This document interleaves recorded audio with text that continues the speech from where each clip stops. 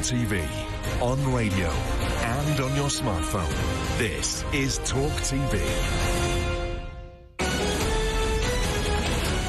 Talk TV News at 10.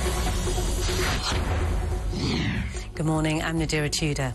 England's Lionesses stand on the brink of women's football history as they take on Germany in the Euro 2022 final at Wembley Stadium later today. The highly anticipated match is expected to draw in the biggest home TV audience on record for a women's football match. England captain Leah Williamson said these are the games her team live for. It's a fairy tale fixture with the history behind it, but I think for us, you would never expect to get to a final without playing the best team in the tournament. And I, you know, in terms of, I think, the journey that both of us have been on, you've got the two teams that have had the best tournaments in the final, which is the best thing. And leading the good luck messages ahead of this afternoon's game is men's England captain Harry Kane.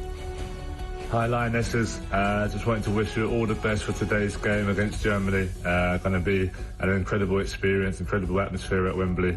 Can't wait to be there myself, so wishing you all the best, good luck, go get that win. The whole country's behind you, we're behind you. A 50-year-old man has been charged with murder following the death of a woman who fell from a height near Wembley Stadium. 39-year-old Kathleen John died at the scene in London Road just before 2:30 a.m. on Friday. The Prince of Wales reportedly accepted a £1 million payment from the family of Osama bin Laden. According to the Sunday Times, Prince Charles met one of bin Laden's half-siblings privately at Clarence House in London in 2013. Clarence House strongly disputes the claims, saying the decision to accept the donation was taken solely by the charity's trustees. Ukraine's President Volodymyr Zelensky has ordered all civilians still living in parts of the eastern Donetsk region, which is under Ukrainian control, to evacuate. In his address to the nation last night, he said hundreds of thousands of people still in combat zones in the Donbass region also needed to leave. The mother of Archie Battersby has written to the government urging them to act as her son's life support treatment is expected to end tomorrow. 12-year-old Archie has been in a comatose state since April after being found unconscious at his home in Essex. Liz Truss has played down claims she has a clear lead over rival Rishi Sunak in the race for number 10. The Foreign Secretary is expected to receive further backing from both Nadhim Zahawi and Brandon Lewis as she outlines her plans to become the Education Prime Minister. Meanwhile, Sunak is promising to revive Britain's high streets if he becomes the next leader. Water needs to start being managed better across the UK or face a future of queuing for emergency bottles of water from the back of lorries. That's according to the National Infrastructure Committee. As the nation prepares for a drought, advisors are calling for a national hosepipe ban. Now time for today's weather.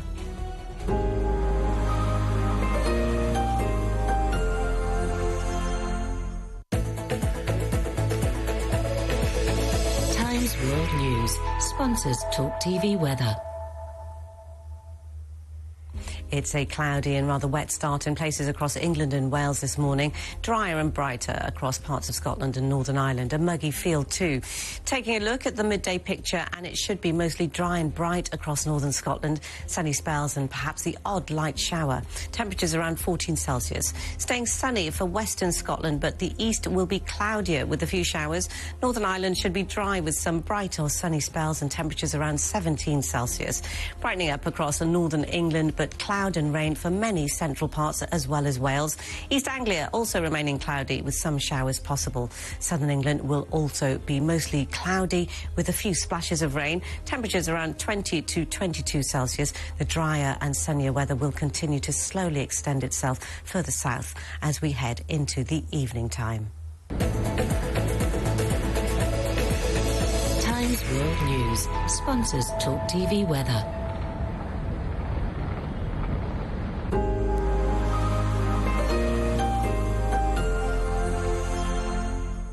The bosses at Talk TV have given me and Mike Graham our own show on Saturday nights. Why am I doing this on my own? It's because Mike Graham's late again. He's always late. I'm sick of this. I was promised Piers Morgan. Now I've got to work with Mike Graham. I've had it.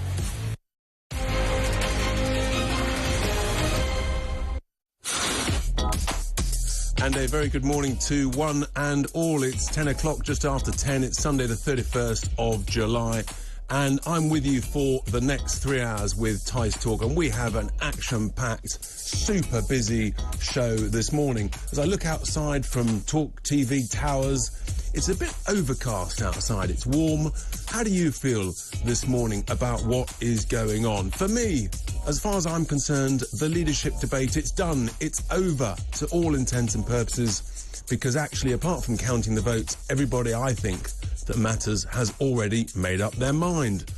But in the first hour of the show, I'm going to be talking about actually the thing that really matters to people. Energy, the cost of energy. Are we facing energy rationing?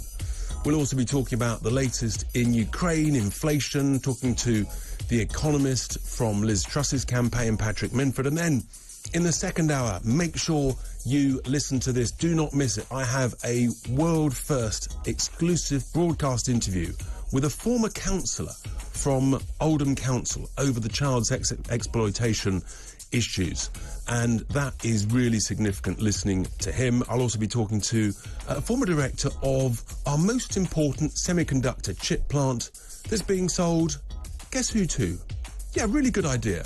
Let's sell an important business to the Chinese communist regime. The definition of madness. I'll be talking to him. And then in the third hour, we're going to be looking at another issue, which again has gone rather below the radar, because the COVID public inquiry, well, it still hasn't started. Sweden's already finished theirs, and ours is going to take years and years. And is it actually just going to prop up the status quo? I'll be talking about that. And of course, I'll be talking climate sanity, heat pumps. I want to hear from you. If you've got a heat pump, does it work? How much does it cost? Or is it madness? So much more. We've got some great guests, MPs, experts, economists. And my big question to you is, as we look forward to winter in a few months' time, how will you be saving energy? What will you be doing? What are your top tips? What if you need to save, let's say, 15%? That's what I want to hear from you. You know the number 0344 499 1000, or send us a tweet at Talk TV or text 87222 using the word talk. Because, of course, it's absolutely vital. You make this show, hearing from you, hearing what's going on, my listeners. Some love me, some hate me. The tweets are already coming in from people like Chris about the net zero madness. And I want to see, help you release your anxieties. What's frustrating you? I may not be able to cure it, but you will at least release it. So let's get going. You're listening to Tice Talk. It is Talk TV.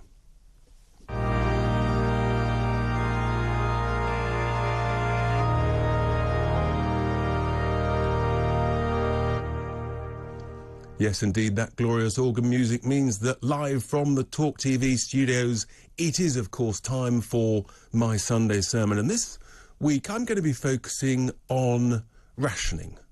Well, it's not quite wartime, but the issue of energy rationing, because the EU, bless their cotton socks, they're already talking about how all of the countries in the EU need to save about 15% of their gas usage. Now, ideally, we'd have a nice warm winter, but I'm afraid, you know what it's like, it's called Sod's Law, is that we'll have a really cold, hard winter.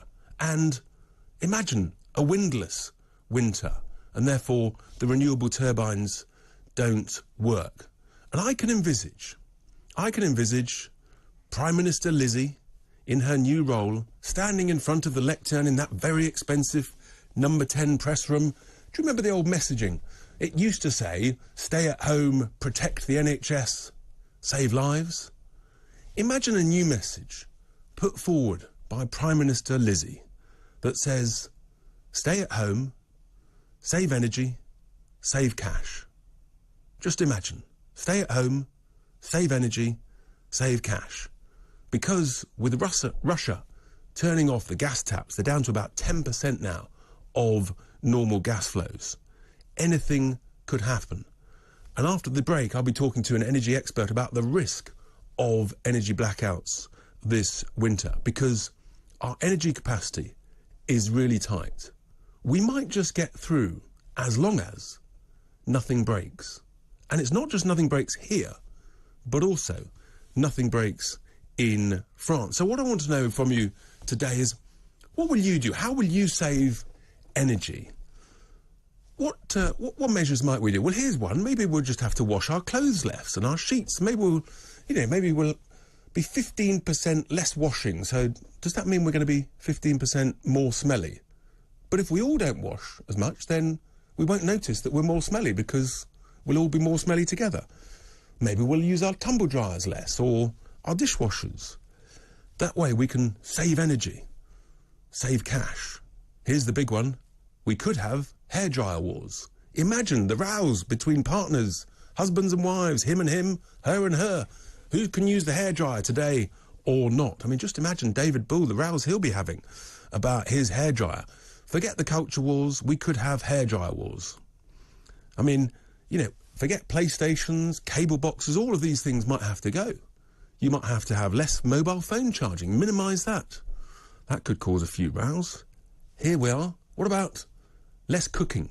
So we could go back to the old slogan, let's eat out to help out. Well, there we are. Maybe you think that August is round the corner and the heat's getting to me and I need to go on a holiday like Mike Graham. But I'm concerned about this. I really am concerned about the risk of energy rationing. Maybe we'll be told to turn down the air conditioning in offices. And this is the big question, isn't it? Should you go to the office to keep warm, or should you stay at home to use less energy? Now, I did check, and according to the National Grid, at the peak of the first lockdowns, actually the country was using about 20% less energy. So you can see what can happen. Amongst the control freaks amongst us, they're going to be saying, no, you've got to lock down to save energy in order to save cash. Just think about it. Having to lock down to save energy. Why? I mean, why should we do this? How did this happen? Is it pure incompetence? Imagine sports games. Imagine no floodlights being allowed for sports games, so they all have to be played in the middle of the day, in the middle of winter. Imagine swimming pools being turned off, leisure centres. This is what is already happening in Germany. Yes, they're ahead of us. Top tip, top investment tip, maybe you should buy shares in candle makers or companies that are selling big, thick, woolly jumpers. Sales of those could indeed soar this winter. I mean, I really can't believe that we're having to have this discussion, but it's already being had all over the EU. I mean, we're one of the top 5 nations in the world, and yet we're talking about energy rationing. Seriously? I mean, really? In my view, this is gross negligence. I mean, we are sitting on a treasure trove of energy resources under our feet. I've spoken about it until I'm blue in the face, literally. The shale gas under our feet, the North Sea oil and gas. And yet Westminster, in their brilliant, glorious wisdom, they chose to ignore it. They chose instead to build offshore wind farms owned by foreign investors. Unbelievable. So we've come down to the fact that we're reliant, basically, on nothing breaking. It's that tight. Because normally in the winter, we actually have to get a little bit of extra electricity from France. But at the moment, we're sending 4 or 5% of the electricity that we produce. We're sending that to France and to the EU because they need it. So imagine just how tight things really are. It feels to me that Westminster has badly let us down. The idea that we're having to think about how much washing we do, whether or not we can use the dishwasher, whether or not we can turn the lights on, the hairdryer on, the phone charger on.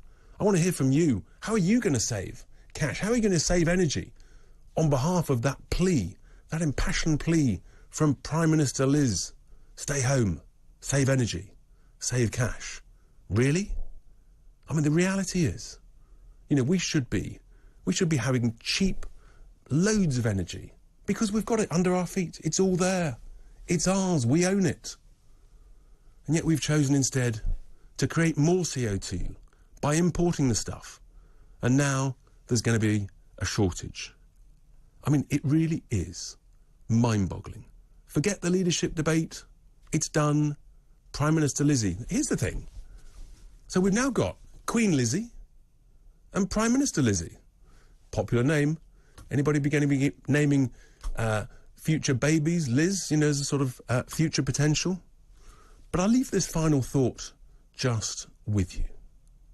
We're basically hoping and praying for a warm winter. I mean, that's our best chance. A warm winter. Well, there's a certain irony to this, isn't it? Because, you know, we've got global warming.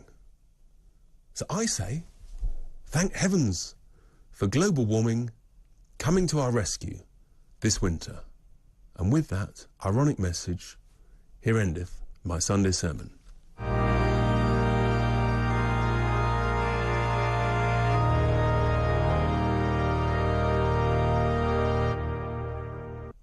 Well, there we are. That was my Sunday sermon. We're facing energy rationing potentially this winter unless we get a warm winter. The messages, the tweets are already coming in. One here says, I've had a daily shower all my life, not anymore.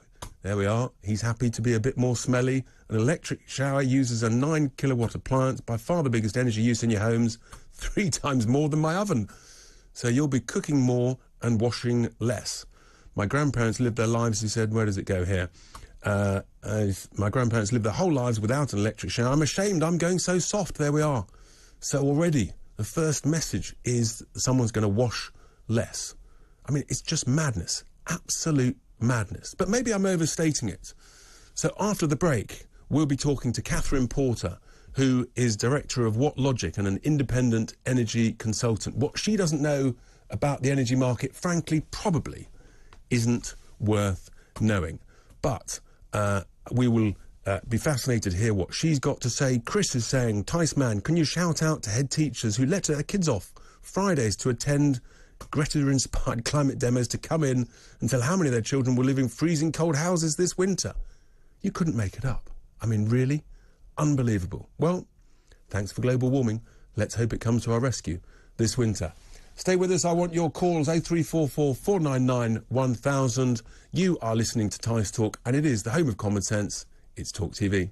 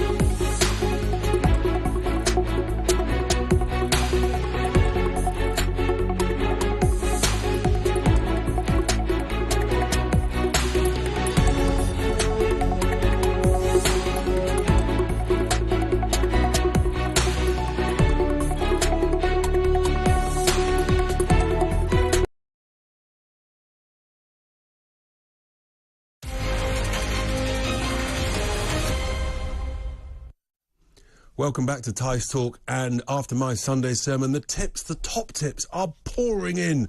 Thank you so much for your thoughts. Absolutely fascinating. I've got to share this one from Jay in Marylebone, who says, I've already started saving. I do not use the drying cycle on my washing machine. I wear my dress at least 2 times before I wash it. I told you. Washing sheets and towels less frequently, only ironing the shirts, wooden floors, no longer using the Hoover. I use a sweeping brush instead. I only wash my hair every 3rd day instead of every day. There we are. Hopefully, I'll be able to pay my bills. Lots of top tips there. Keep them coming.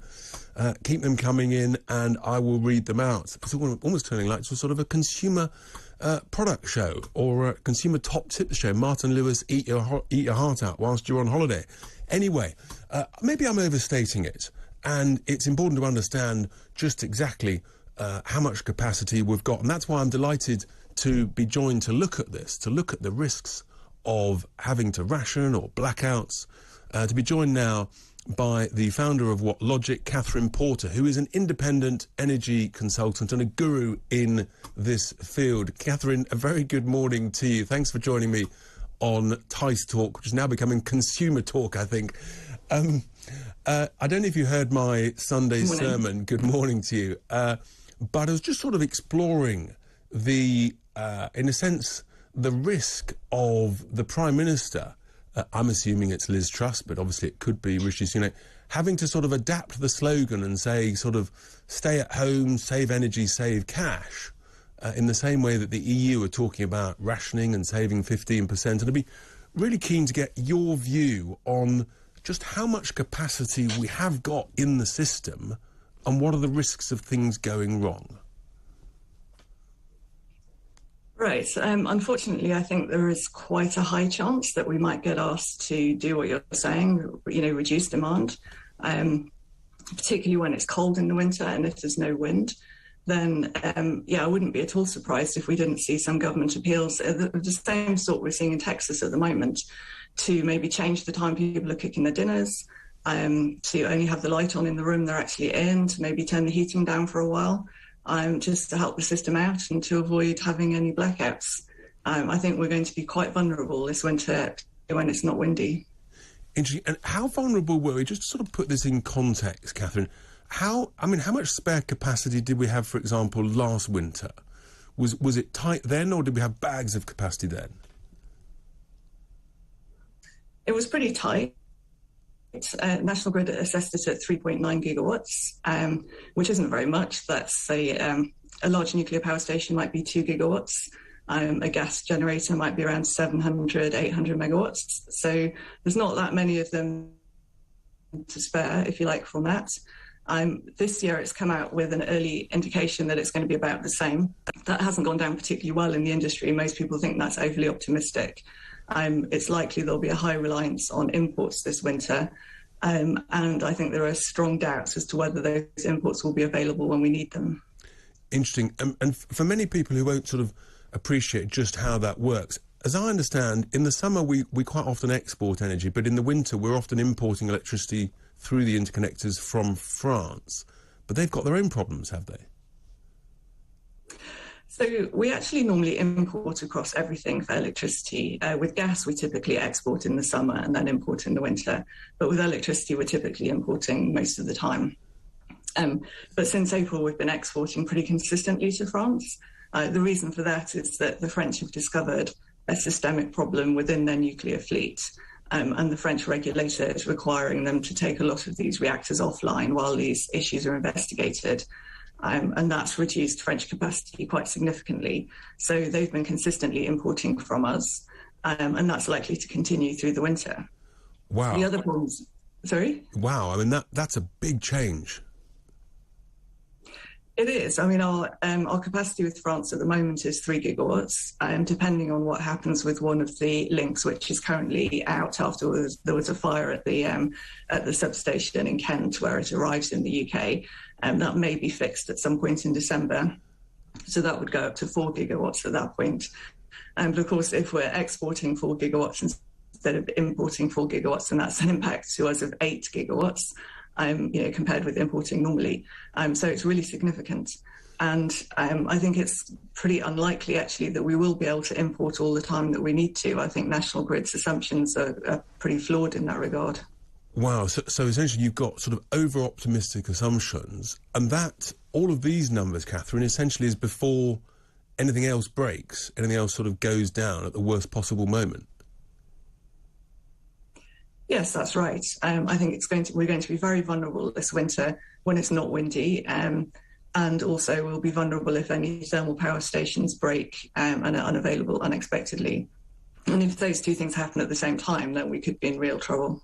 And I've read this talk of sort of trying to reactivate some of the coal power plants in the UK. Is that realistic? And if it is, where's the coal going to come from?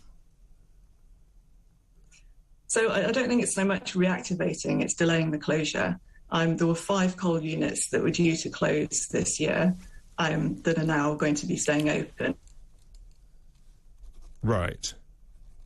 2 which are past the point of no return if you're closing. 2 of the ones which are staying open are only going to be operating at potentially about 40% of their capacity. The other two more will be operating broadly at normal capacity, and 1 we don't know yet. I think there's some signs that there might be discussions with the operator, but there's no public information that a deal's been done. In terms of 2 of those units, the 2 units at West Burton A that might work at 40% capacity, they will certainly close. We've just got a slightly intermittent signal with Catherine. I'm not sure if she can still hear us, but are we likely... Are you still there, Catherine? I think they're bringing that in from South Africa now instead. Right, we just missed that last bit, Catherine. I think you were just saying sort of reactivating, or sorry, not closing the coal power plants. We just lost you after that. I think we've got signal problems. I think I have lost Catherine Porter, regrettably, at the crucial moment, because I was just about to ask whether or not we're likely to face this situation every year. It's a massive swing between what's going on in France. You know, every winter we're normally importing about 3 gigawatts from France, which can be in the order of sort of, I think, about 5% of our energy needs. If that reverts, and actually if France needs something now, then from us, then that's a significant swing. I think, have we got Catherine back? Catherine, hi. Hi. Hi. Yeah, I was just going to ask you, is this problem likely for the next few winters? And what's going to change it? I think it is. So the French situation probably will take around 3 years to resolve, according to the regulator in France. And there's really little ability to build new power stations in that time. You could potentially build more gas power stations. And, you know, with a fair wind, they can be built inside a couple of years. You need a pretty fair, but it can be done. But, you know, with Hinkley Point being further delayed, we're not going to have more nuclear replacing the nuclear power that's closing. Those closures will continue. As I said earlier, I don't know if you caught it before it cut off, West Burton A is going to fully close in March, and the expectation is that Drax, the 2 coal units there, will also close. So we will be quite tight up until the middle of this decade. It's going to be very, very tight. Catherine, so much for sharing that news with us, even if it's not that welcome. That was Catherine Porter, independent energy consultant from What Logic. She understands it. She really studies this market, and her analysis is fascinating, if, I'm afraid to say, a little bit frightening. I'll be coming to your calls, your messages later. The tweets are pouring in as to how to save energy, to save money, to save top tips. Some people agreeing with each other and not. Some people saying, let's make a deal with the French on energy in return for the Channel crossings. Who knows? Stay with us. Coming up, we've got lots of great guests later this show, later this hour. It's Tice Talk. It's Talk TV. I'm Julia Hartley-Brewer, and this is Talk TV. I think my most memorable and proudest moment in journalism over all these years is actually being on air during the lockdowns, even when I had COVID myself. Over the last 2 years, getting people to tell their stories, not just about people who lost loved ones to COVID, but people who lost their fundamental freedoms, their children's schooling, their mental health, their physical health, their businesses, and giving people a chance to tell their stories about how it affected them.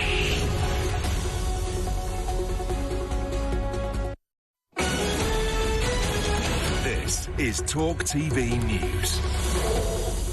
Good morning, I'm Nadira Tudor. England's Lionesses stand on the brink of women's football history as they take on Germany in the Euro 2022 final at Wembley Stadium later today.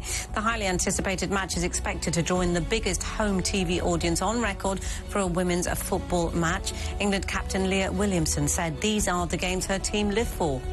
It's a fairy tale fixture with the history behind it, but I think for us, you would never expect to get to a final without playing the best team in the tournament. And you know, in terms of, I think, the journey that both of us have been on, you've got the two teams that have had the best tournaments in the final, which is the best thing.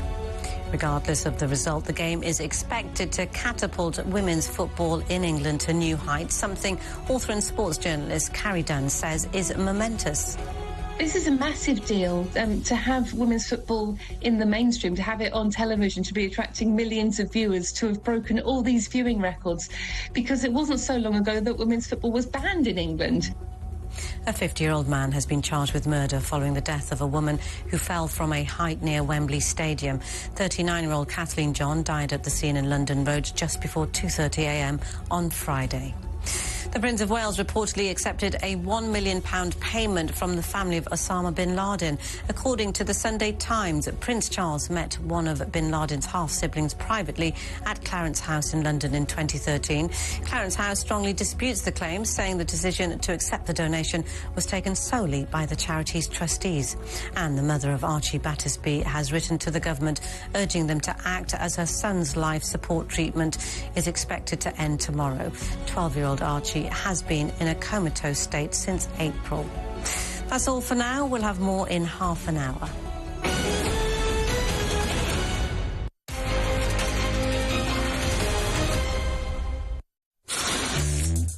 Welcome back to Tice Talk here in the first hour on Talk TV. Well, that was a fascinating interview with Catherine Porter about, I'm afraid, the significant likelihood that some form of energy rationing is required unless, thanks to global warming, we have a warmer winter. But if we have a cold, windless winter, then, folks, we're in trouble. But we've had lots of great tips coming in from you. One here from Les says, I've invested in a log burner. That's how I'll save energy and cut down on gas and electric. Keep those top tips coming in on how to save energy, how to reduce demand. We've already had someone saying they're just happy to smell a bit more by washing less. That may be what it's all coming down to. Meanwhile, we've also, of course, got to remember that there is a war going on in Central Europe, in Ukraine, and significant developments happening where the Ukrainian military are now essentially trying to retake lost ground in Kherson and around there, which is a really significant moment. So I'm delighted to be joined now by Bob Seeley, the Conservative MP for the Isle of Wight, and also a member of the Foreign Affairs Select Committee, to review where this is at and what the implications might mean, because this is potentially really significant in the development of this war. Bob, a very good morning. Thanks for joining me and my guests on Tice Talk. So we've been talking about energy, and of course a lot of the crisis has been caused by the complete breakdown of relations with Russia, and significant possible changes happening in Ukraine, where the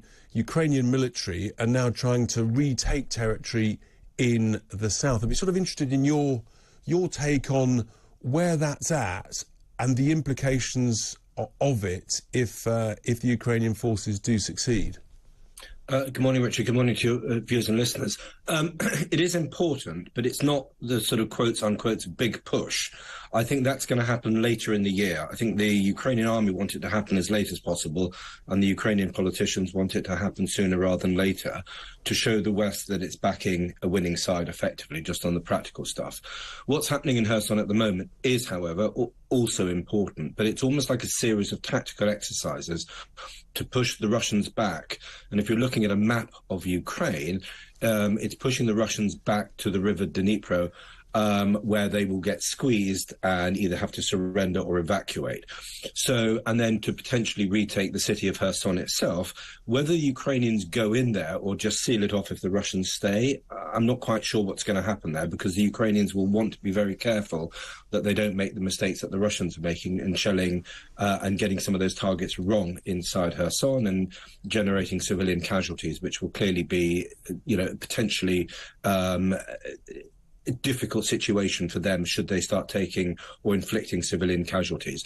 So what we're seeing in Kherson at the moment, and that oblast, that county, is a series of actions which are trying to push the Russians back out of the city and out of that ground around the city. So it's important, but it's not yet the big southern front that the Ukrainians are hoping to launch later this year.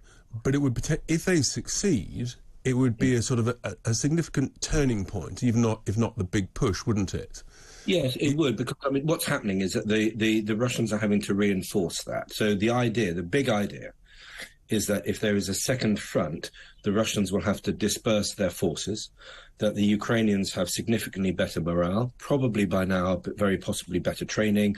They have enough kit, not enough as they want, but they will have enough kit to launch potentially a second front, especially if they use that kit well and use it for, like they're doing with the HIMARS, using it for very specific targets and taskings.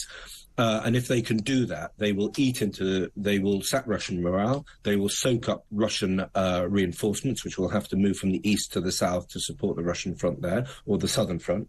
So there are lots of potential beneficial aspects of this if the Ukrainians get it right. But if they succeed, what do you think will be the response from the Russian leadership, from Putin? Will that make, in a sense, the situation even more tense and more dangerous, or is it more likely then that he would be looking for a compromise way out? I think if the more successful the Ukrainians are, which is clearly what we want, there is a heightened risk of danger for sure. If the Ukrainians succeed in taking Kherson and the area on the right bank of the Dnipro now, I think that this is not a game-changing moment in world history. Should the Ukrainians, on a larger scale, later this year or early next year, take or destroy Russia's land corridor between Crimea and Donbass, then I think you're going to have a series of potentially pretty significant decision points for Putin. And of course, the risk then is that he thinks about using tactical nuclear weapons, I guess. For sure. I think there are probably 5 or 6 decision points that he will consider using these weapons. And if we get through this war without him using them, I think I will breathe a very large audible sigh of relief.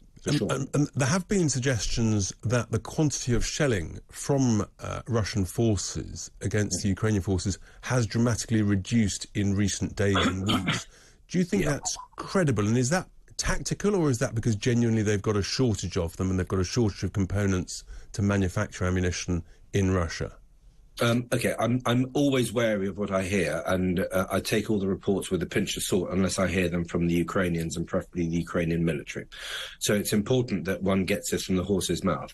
I think what is quite clear that the long-range, highly accurate missile systems that the Americans have given the Ukrainians, although there's only about a dozen, or certainly under 20 of these platforms or these items in theatre, they're being used for a very intelligent purpose. So they're being used to do, I think, 3 things. Primarily, to destroy command and control.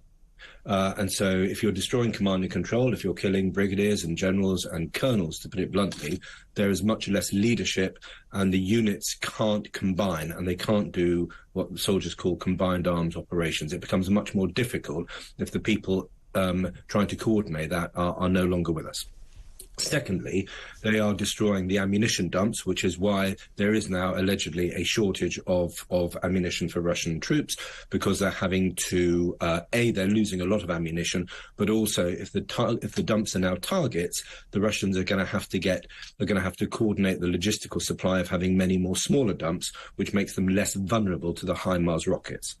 Thirdly, the Ukrainians are occasionally, it seems, targeting logistical supply lines, so bridges, railway junctions, etc. So especially in Kherson, which makes it more difficult for the Russians to supply the Russian troops on the right bank of the Dnipro. So it's for those three reasons that the HIMARS are being used in limited numbers but very strategically.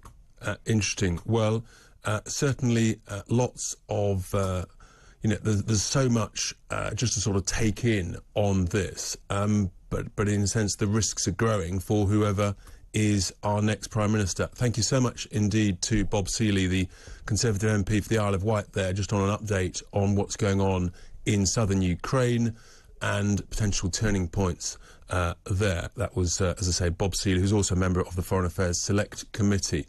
Well, give us a call with your thoughts or send tweets and messages. We've got loads already coming in. And we've got our first caller in Northampton. Before we go to the break is Simon. Morning, Simon. Yeah, morning. Hi, how you doing? I'm fine, thanks. What's on your mind this morning, Simon? Well, you were inviting calls about saving energy and that sort of thing. So I've recently had solar panels installed. That was in December, so I think I've beaten the rush, and I was feeling a bit smug when we're having all this nice weather. But I've contacted Ofgem to find out why I only get paid 3.5 pence per every unit that I pay back into the grid from Shell. Right. When I use from the grid, if my batteries have run down, they charge me 27 point something per unit. So they're taking my energy, 3p a unit, and selling it to somebody else for about 10 times the price. And Ofgem's reply was, oh, it's nothing to do with us, the setting of the tariffs. And they gave me some lame, feedback, and nobody's addressing it. I think it's an outrage. Simon, that is an outrage, and actually I'm thrilled you've called, because I do know a fair bit about this, because I'm installing solar panels on some of my industrial properties.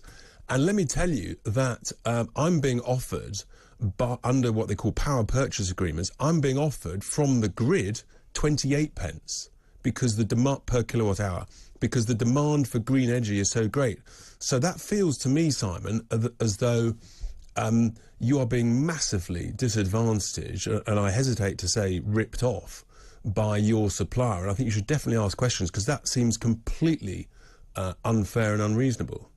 Yeah, and I was just surprised at Ofgem's response. They're supposed to be the guardians and the protectors of the consumer, and they're doing absolutely nothing. And Shell are making absolutely astronomical profits in this climate of, where people are struggling to meet their energy bills.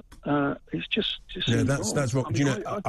I hadn't appreciated that domestic solar panels were still being offered such a low rate. I'm going to look into that, Simon. That's a great call. Thank you so much for sharing that with us. Simon is being ripped off by his energy supplier, in my view. We will look into it and find out why that is. Stay with us. Give us a call, 0344 499 1000. Coming up after the break, we're going to be talking to the great economist Patrick Minford, who is supporting Liz Truss, and of course was an economist who advised Margaret Thatcher back in the 1980s. He knows a thing or two. Stay with us. It's Tice Talk. It's Talk TV.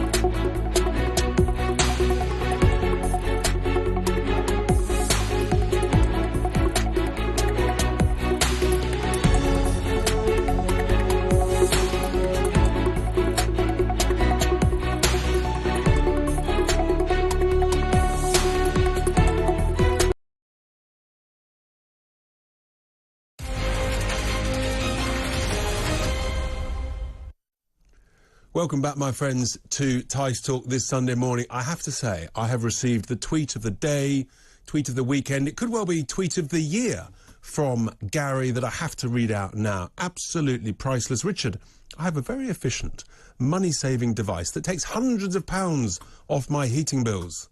It's called my wife.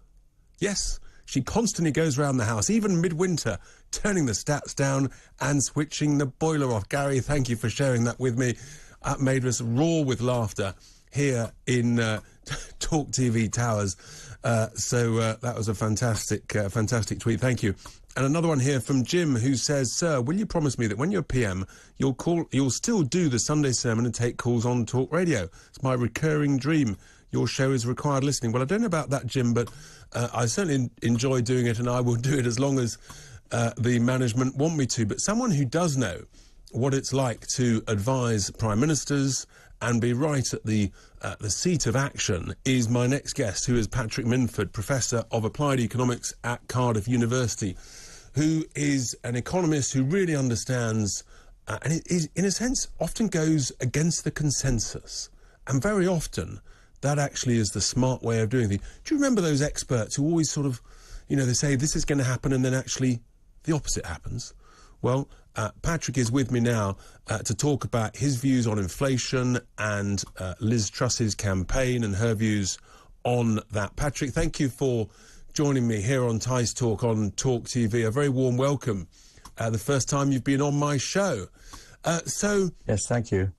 We've got this huge challenge that we all know. We're seeing every day, all of us, inflation in the shops with our bills. You know, it's a horror show. For anybody under the age of about 40, we don't even remember inflation, whereas you and I, we certainly do. Rishi Sunak is very focused on inflation, but he never actually says how he's going to control inflation, whereas Liz Truss is saying that her plan is not inflationary. Who do you think's got it right? Well, I think Liz Truss is right, because what we need actually in the British economy is growth. And that only comes through keeping taxes down and keeping regulation as uncomplicated as possible. And that's what she's focused on. And I think that's good. And growth will be good at increasing supply. And if you increase supply, that brings inflation down. So I think those policies go with the grain of what we need. And mathematically, of course, if you reduce taxes on consumer goods, that is a one-off reduction in inflation, isn't it? Yes, I mean, taxes basically push up prices and they push up wages, so that's fundamentally inflationary. So if you want to kind of help the inflationary situation, you want to bring taxes down. Right, and of course there's numerous ways. Liz Truss is talking about reducing the environmental levies on our energy bills or getting rid of them. And there's many other areas, aren't there? There's VAT on, well, there's VAT in general could be reduced. There's VAT on fuel and the like. Have you got any other preferences that you think she should be looking at? Is she being a bit cautious, possibly?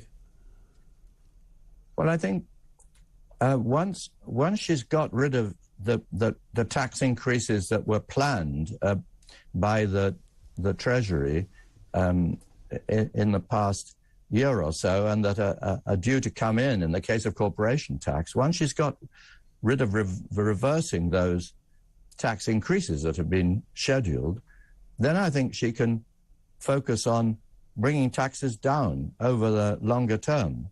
I think that's really needed in order to stimulate growth in the economy. And, you know, the Treasury has argued she can't do it because of borrowing, and there are all sorts of short-run fiscal rules that they've put up, which are to discourage borrowing. But that's nonsense, because, of course, you can borrow to do the right thing by the economy. And what you do is you pay it off in the long run, and you make sure that the ratio of debt to GDP, the debt ratio, comes down in the long term. You take a long-term view of borrowing. And so what she's planning, which is a big reform agenda for tax and the supply side, as we call it, our very good and can well be afforded by the Treasury. And those who say, the counter-argument is that if you have too much growth too rapidly in an inflationary environment, that will accentuate inflation. So the counter is that, well, interest rates will have to go up, and then the question is by how much to take some money out of the economy on that side. What are your thoughts on that, Patrick? Well, I think that's a very superficial view of how the economy works, because the fundamental control of inflation comes from the Bank of England through its control of monetary policy and interest rates. And the bank is now, I think, belatedly tightening things up and has tightened the monetary situation quite a bit. And that will be another factor that will bring inflation down sharply, I think, over the next year. And by supporting the economy with tax cuts, which of course it does, it supports demand in the economy, as you said, that actually makes it easier for the bank to be tough in its interest rate rises. And that gets reflected in market sentiment. So market sentiment then says, look, the bank's going to be tougher, and so inflation actually is reduced because everybody knows the bank can be tougher, so they lay off any plans that they had for raising rates and they're raising prices. So it actually works the other way. Interesting. So you're really saying that actually the bank talking about raising rates actually has a control mechanism before they even do so. Exactly. The credibility of the bank is crucial in market sentiment, as we all know. So when the bank feels protected by the Treasury supporting demand, it can be tougher, and everybody knows it can be tougher. And so the very fact that it can be tougher has a cooling effect on market sentiment and on the economy, which means that inflation actually falls. And people don't really put this into their models these days because they haven't caught up with the latest ideas of how the economy works, which works through expectations and market sentiment. Indeed. Well, talk about models, household models. Patrick, I've just had Joe in Dorking message in saying, how do we get growth if all of the spare money is given to the energy companies? Well, growth comes from innovation and from business, thinking of new ways of doing things. And that, in turn, depends on the environment that you're working in. As you know very well, as an entrepreneur, entrepreneurs need an environment in which they can actually make a profit from doing new things. And that environment depends on low taxes and, better regulation that lets people do things. And that's what we need to do. And that's what I think Liz Truss is rightly emphasizing in her program. And it's going to come through entrepreneurial innovation. And entrepreneurs need to be looked after by an environment that encourages them. That's right. And I'm with you. I think the Bank of England should be extending a lot of its, its own sort of internal debt, the QE debt. It should be putting that out on a sort of 70-year, almost like war-like loan, in order that we can deflate it away as we grow. Yes, I mean, it really surprises me that the Treasury haven't taken advantage of the very low interest rates we've had to make the debt as long as possible. War debt often is put on a perpetuity basis, as we say. So you just offer interest on it, and then it becomes, you just pay the interest, and you never pay the principal back. That would be the logical thing for the Treasury to have done. But the Treasury has been stuck in a very negative frame of mind, which just hasn't understood what to do to promote growth and to keep the cost of debt down. It's just really gone into a very sort of frozen state, and this needs to be changed. Great Treasury groupthink. Patrick, thank you so much for those thoughts there. That was Patrick Minford, the Professor of Applied Economics at Cardiff University. He's backing Liz Truss's campaign. He's backing her tax cuts and her growth agenda. I'm with him. I think you've got to grow your way out of this crisis. You can't tax your way out of this crisis. I think the Treasury is suffering sort of frozen groupthink, and I think, unfortunately, Rishi Sunak is suffering from that same groupthink. We need change. We need new thinking. Stay with us. Coming up in the second hour, we're going to be talking about the child sex exploitation in Oldham Council. Don't miss it. It's Tice Talk. It's Talk TV.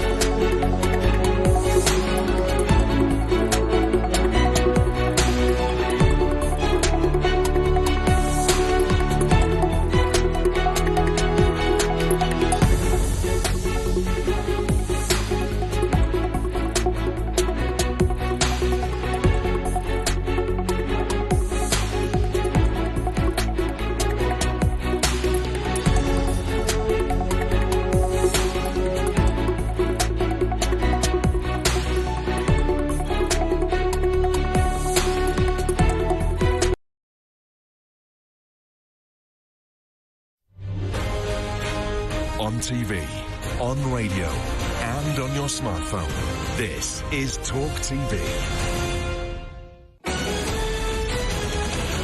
Talk TV News at 11.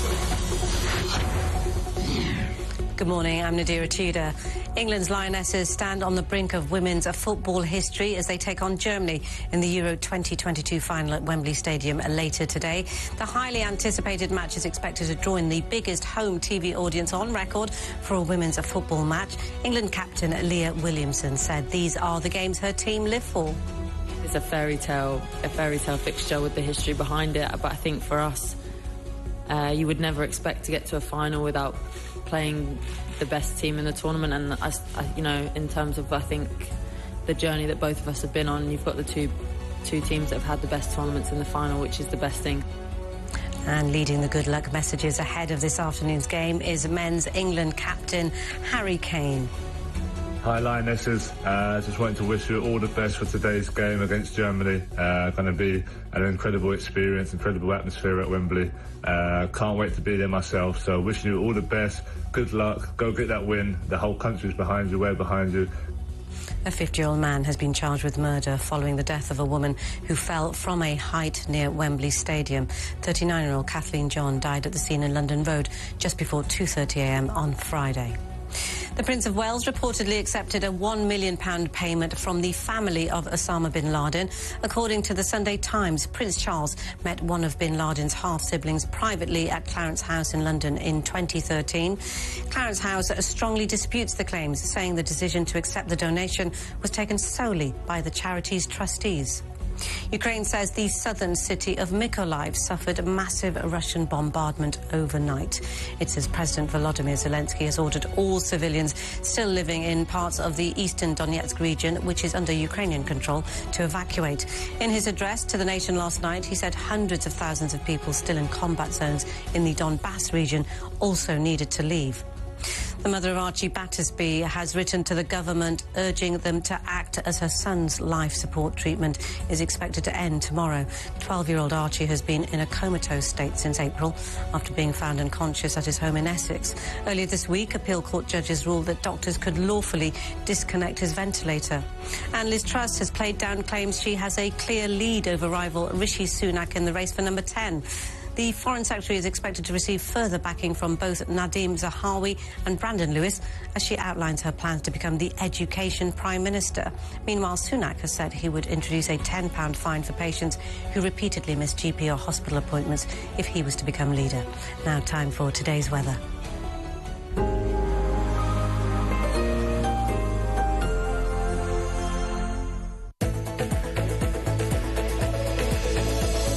World News sponsors Talk TV weather. It's a cloudy and rather wet start in places across England and Wales this morning. Drier and brighter across parts of Scotland and Northern Ireland. A muggy feel too. Taking a look at the midday picture, and it should be mostly dry and bright across northern Scotland. Sunny spells and perhaps the odd light shower. Temperatures around 14 Celsius. Staying sunny for western Scotland, but the east will be cloudier with a few showers. Northern Ireland should be dry with some bright or sunny spells and temperatures around 17 Celsius. Brightening up across northern England, but cloud and rain for many central parts as well as Wales. East Anglia also remaining cloudy with some showers possible.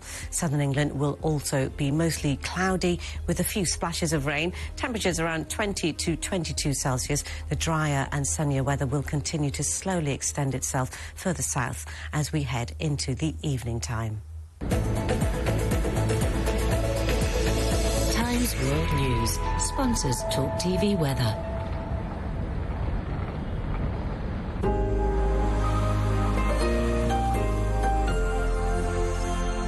The bosses at Talk TV have given me and Mike Graham our own show on Saturday nights. Why am I doing this on my own? It's because Mike Graham's late again. He's always late. I'm sick of this. I was promised Piers Morgan. Now I've got to work with Mike Graham. I've had it.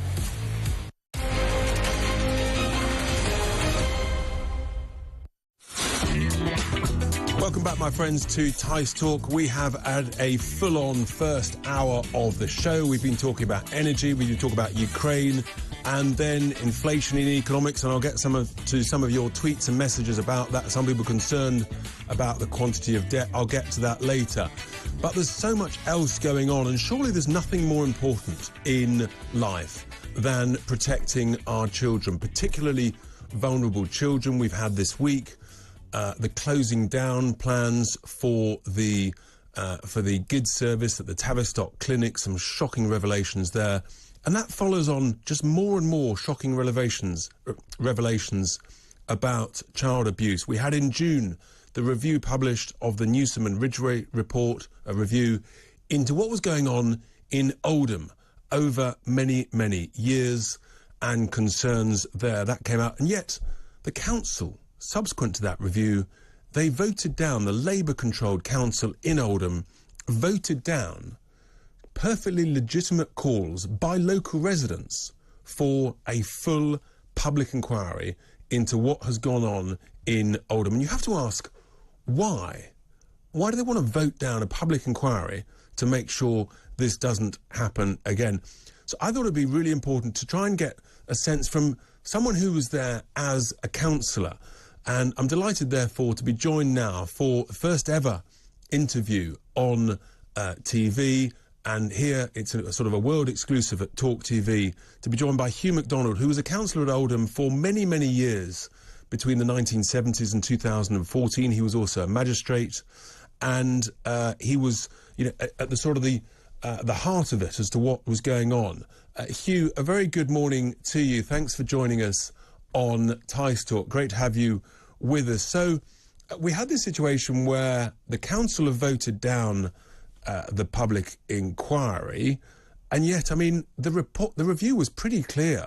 The words that really struck me, Hugh, was the quality of the casework was very poor. There were multiple reports from Ofsted and independent reviews between 2011 and 14 and 15 saying, expressing real concerns. I mean, when did you first get a sense of the problems, and do you feel that officials were open and honest with councillors when you were a councillor when this was happening? I think these things happen later on, and you get to know different things about what has gone on. Now, in the early days, maybe, I'm always saying maybe at this point, that the officers didn't feed the right information, and there weren't the information about. Now, within the report, they mentioned, I think, just taking one section, is 111, and it's mentioned about that the council members were all aware of what was going on. That's not true. The council members weren't aware, and council members are only as good as the information they get from the officers. Now, the first time I got to hear about it in detail was when we brought in the messenger scheme. That was to protect young people in line with the police. But quite clearly, across the whole sphere of it, that's with the police, the council, even the NHS and also CPS, none of them did the job fully. And none of them covered every aspect of what it were. When we got into the messenger, we got more information about it. And then we had the issue at Rochdale with Ahmed, with Shabir Ahmed. And then that brought it more to the fore than what it was before. But effectively, I don't believe that the members knew the full detail of it that was going on. And I'm fairly sure that my reaction to it at the time, other people's reaction, would have been very, very serious. And members' reaction, no way would they have had it if they'd have had that information. I mean, that in itself is pretty shocking, that the review, in a sense, is not mirroring your experience. I mean, were you asked to comment as a councillor by the review? I was asked for a comment. I spent 4 hours at the review onto various things. Now, just touching on where I said 111 on part of the report, they're obviously saying they'd had information put into that the members were involved, were informed. Now, I know for a fact that wasn't true. The members weren't involved with this, and it was when the messenger scheme came out, more and more of it came out. And then with the Shabir Ahmed thing from Rochdale, it came in again, and more information came out on that. Because I'm fairly sure that the elected members would not in any way have condoned or even covered that up if they'd known. And if I could just, if I could just one a bit longer on that. What we've done is, see, I've also got a letter which was from Sophie's. I'm using Sophie because that was the name of the girl what was used in the report. One of the victims, that's right. Sophie was one of the victims. Well, Sophie's husband, who is now deceased, I believe, who was a solicitor, wrote a comprehensive report with regard to what happened, what happened in the, with it.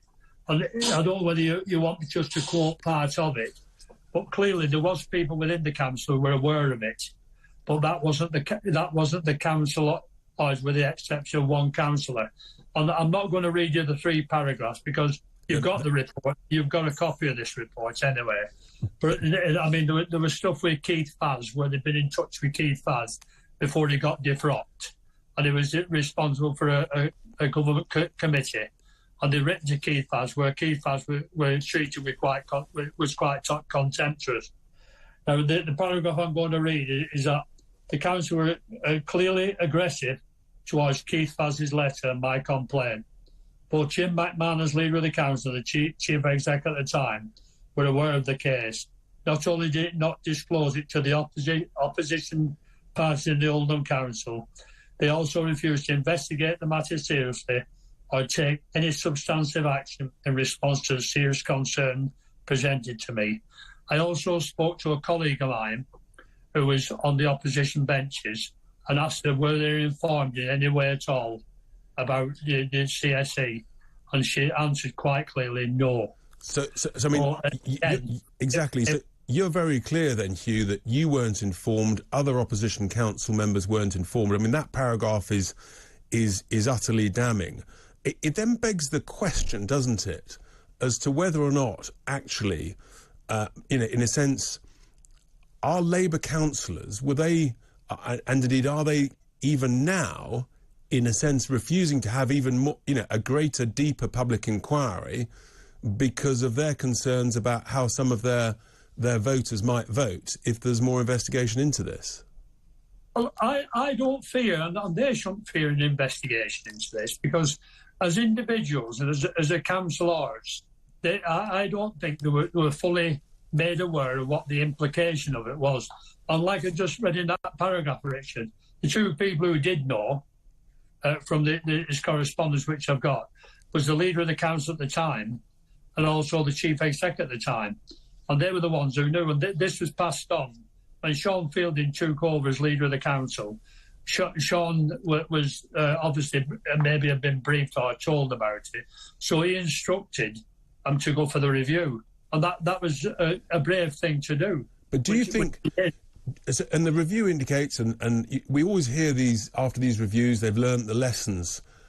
Before we finish, Hugh, I mean, these stories are just utterly horrific, and you sort of want to pray, never again.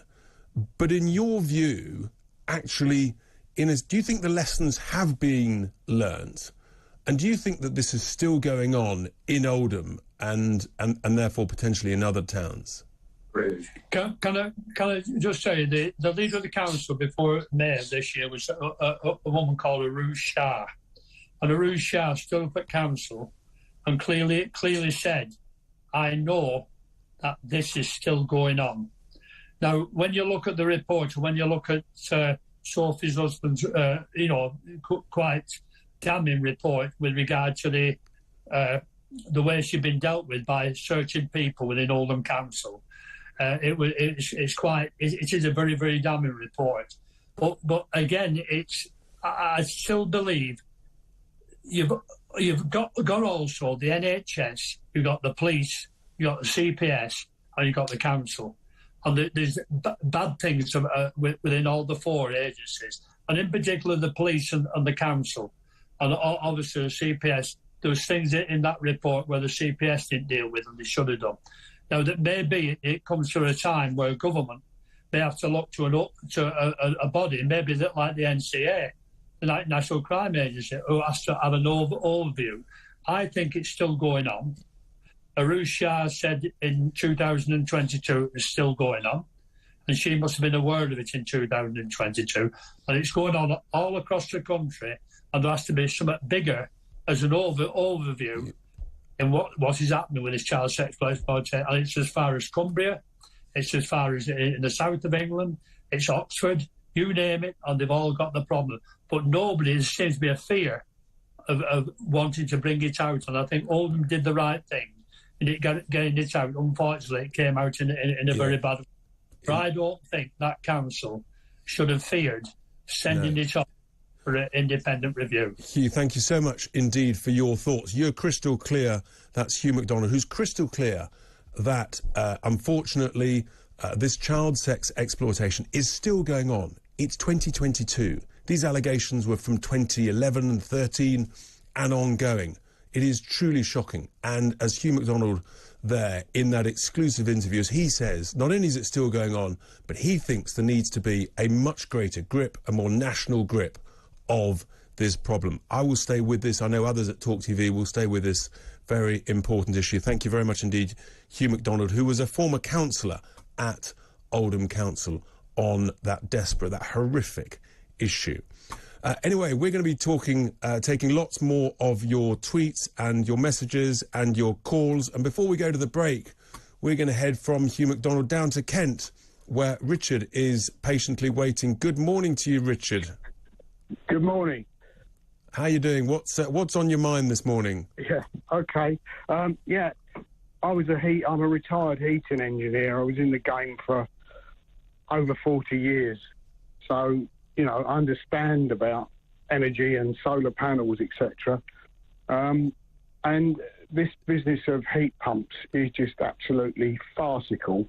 Do tell us, Richard, because I'm going to be coming on to heat pumps later in the show, so just set the scene nicely for us.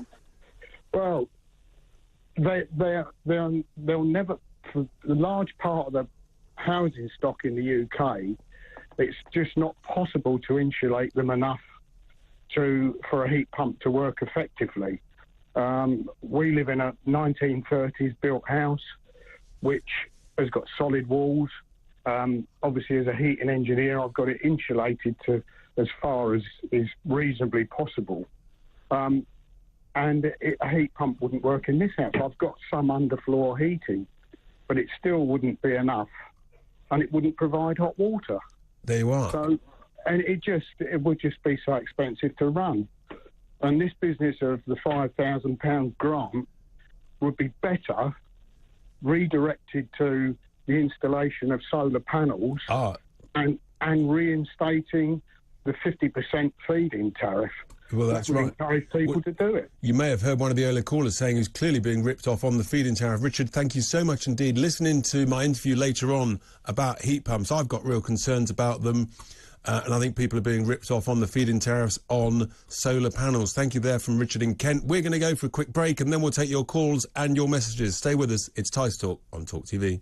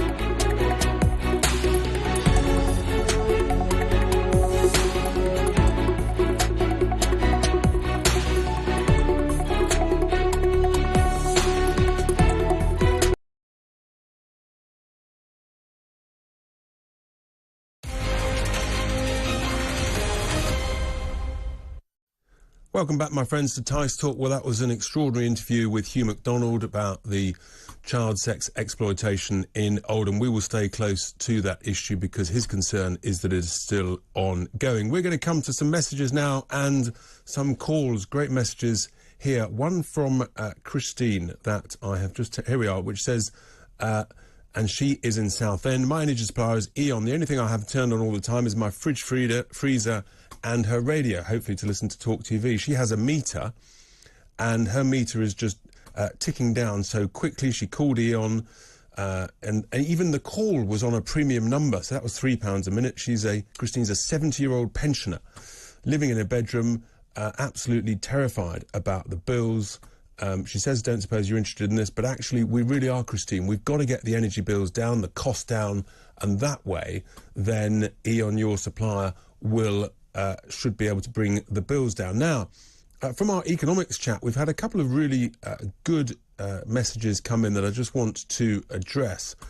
One says that you can't understand how if you borrow money, you only have to pay the interest on it. Well, the point is, if you borrow long term, if you borrow debt, and sovereign nations can do this, you can borrow for 50, 70 years, then actually the institutions that lend it to you, they only want to receive the interest on the loan.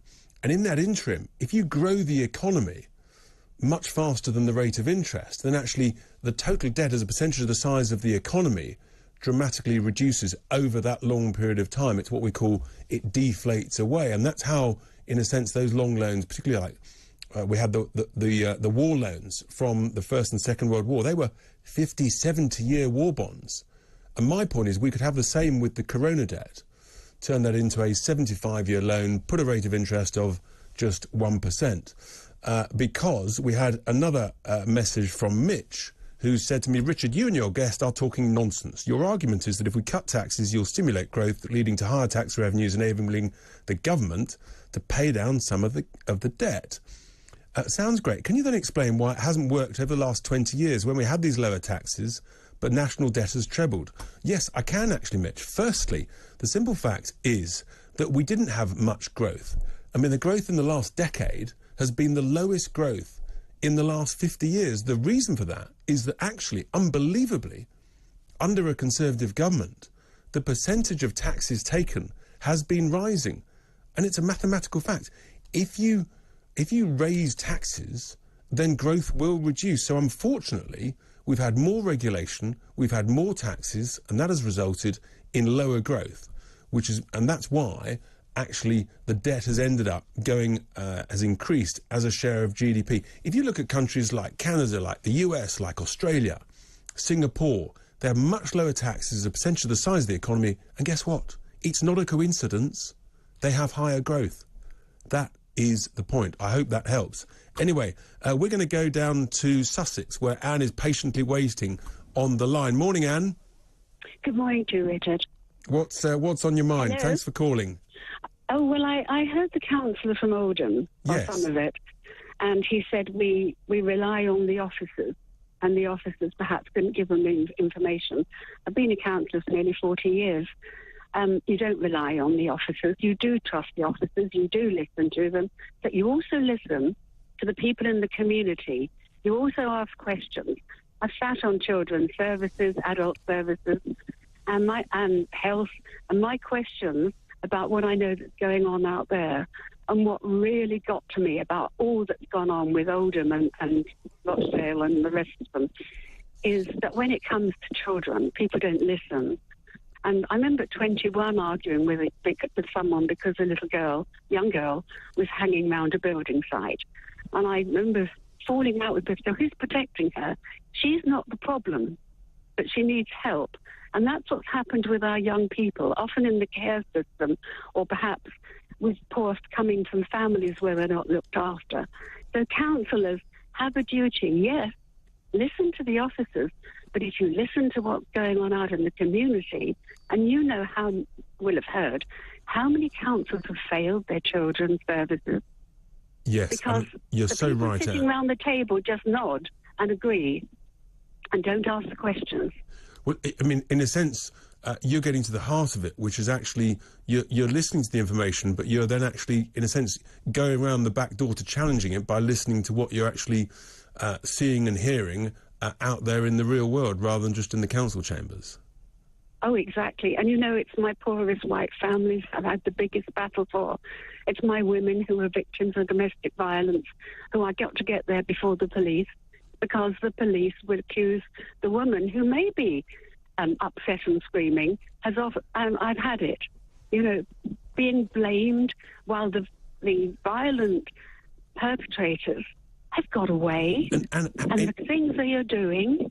And in your experience, how hard is it then to get answers from the various agencies, whether it's the police, the safeguarding agencies at the council? Were you able to really get proper answers that satisfied you? I have to say no. There we are. Honestly, no. Right. And that is what's upset me. All my years of doing this, I've had to see what other ways, but I've seen people broken, almost never going to recover. Yeah, and are you still a counsellor? Children lost. No, I'm not. I retired, or at least I lost my seat to the opposition. I don't think I'd ever retire, and I'm still working. Well, you're still working and battling, hopefully, to help. Yeah, and thank you so much. I really appreciate that call. Do stay in touch. That's really, really helpful. That was Anne in Sussex, who was a counsellor, sharing her experiences. Let's take another call before the break, back into London, where Stuart is on the line. Hi there, Stuart. Hello, Richard. We'll get to a point as quickly as possible. Our children are in danger for every level. They're in danger on the streets, sometimes they're in danger in homes, they're in danger online, and in danger in the schools. As one of the guys on telly yesterday, I was listening to him, he's saying that they're telling Arthur they should be martyred and so forth. Do you think it's time, most important thing, it's about time we had CCTV in the classrooms, in the schools, so we know exactly what they're teaching and saying to our kids? They're in the courts now, they're in Parliament, and unless the teachers are saying things that they shouldn't be saying, I can't see what the problem is. Yeah, look, it's a great question, Stuart. I'm a bit nervous about... we're already the most CCTV-type nation, I think, in Europe, if not the world. But there are real concerns about what is being taught in classrooms, you know, what actually is the curriculum in some of these things like PSHE. Some schools refuse to give parents the curriculum and the text, which is pretty shocking. But I think, you know, just hearing from Anne there, you know, really one's got to constantly be asking the questions and making sure he's happy with the answers. What's your final thoughts, Stuart, on that? Well, my friend, his little boy is 8 years old, and the teacher saying the other little boys, tell me about your wet dreams. Yeah. And of course, he's gone down the... And we need to see... I know we've got CCTV, yes, but we need to know, what are they teaching our kids? Stuart, we do need to know what is going on, that is for sure. Maybe it's a bit Big Brother. Stuart, thanks for your call. Stay with us. It's Tice Talk. We're going to the news. It is, of course, Talk TV. The thing that's really getting up my nose is how many of you moan about the fact that I have an opinion. I've been doing this for over 40 years. Of course I have an opinion. And if you get triggered or you get upset, you shouldn't watch. For the rest of us, an evening of entertainment live on TV and radio. Now, what do you want? I don't want anything. Thank you very much indeed. Top classic calls then. This is Talk TV News. Good morning, I'm Nadira Tudor. England's Lionesses stand on the brink of women's football history as they take on Germany in the Euro 2022 final at Wembley Stadium later today. The highly anticipated match is expected to draw in the biggest home TV audience on record for a women's football match. England captain Leah Williamson said these are the games her team live for. It's a fairy tale fixture with the history behind it, but I think for us, you would never expect to get to a final without playing the best team in the tournament. And I, you know, in terms of, I think, the journey that both of us have been on, you've got the two teams that have had the best tournaments in the final, which is the best thing. And leading the good luck messages ahead of this afternoon's game is men's England captain Harry Kane. Hi Lionesses, just wanted to wish you all the best for today's game against Germany. Going to be an incredible experience, incredible atmosphere at Wembley. Can't wait to be there myself, so wishing you all the best, good luck, go get that win. The whole country's behind you, we're behind you. A 50-year-old man has been charged with murder following the death of a woman who fell from a height near Wembley Stadium. 39-year-old Kathleen John died at the scene in London Road just before 2:30 a.m. on Friday. The Prince of Wales reportedly accepted a £1 million payment from the family of Osama bin Laden. According to the Sunday Times, Prince Charles met one of bin Laden's half-siblings privately at Clarence House in London in 2013. Clarence House strongly disputes the claim, saying the decision to accept the donation was taken solely by the charity's trustees. Ukraine says the southern city of Mykolaiv suffered massive Russian bombardment overnight. It says President Volodymyr Zelensky has ordered all civilians still living in parts of eastern Donetsk region, which is under Ukrainian control, to evacuate. That's all for now. We'll have more in half an hour.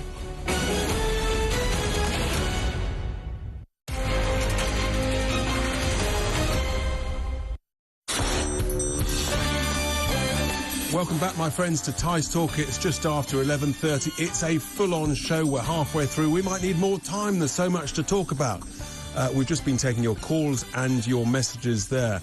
And now we're going to be talking about another really important issue involved in our strategic national interest. And we were talking about energy, and Jackie messaged in. All this talk about saving energy. How about doing the one thing that will cut our energy use immediately? Have less children. The world is overpopulated. Jackie, that feels a bit harsh. But, of course, that is exactly what they did in China. They actually had a limit on the number of children you could have in China because that is an authoritarian, dictatorial regime.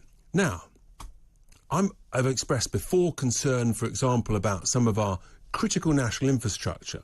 Companies like UKPN, which is involved in the electricity distribution in the south of England and in London, being owned by a Chinese billionaire that has links to the Chinese regime. Well, believe it or not, we're lucky enough here in the UK to have a really significant semiconductor manufacturing plant in South Wales, which is called Newport Wafer Fab, which has been there for many, many years.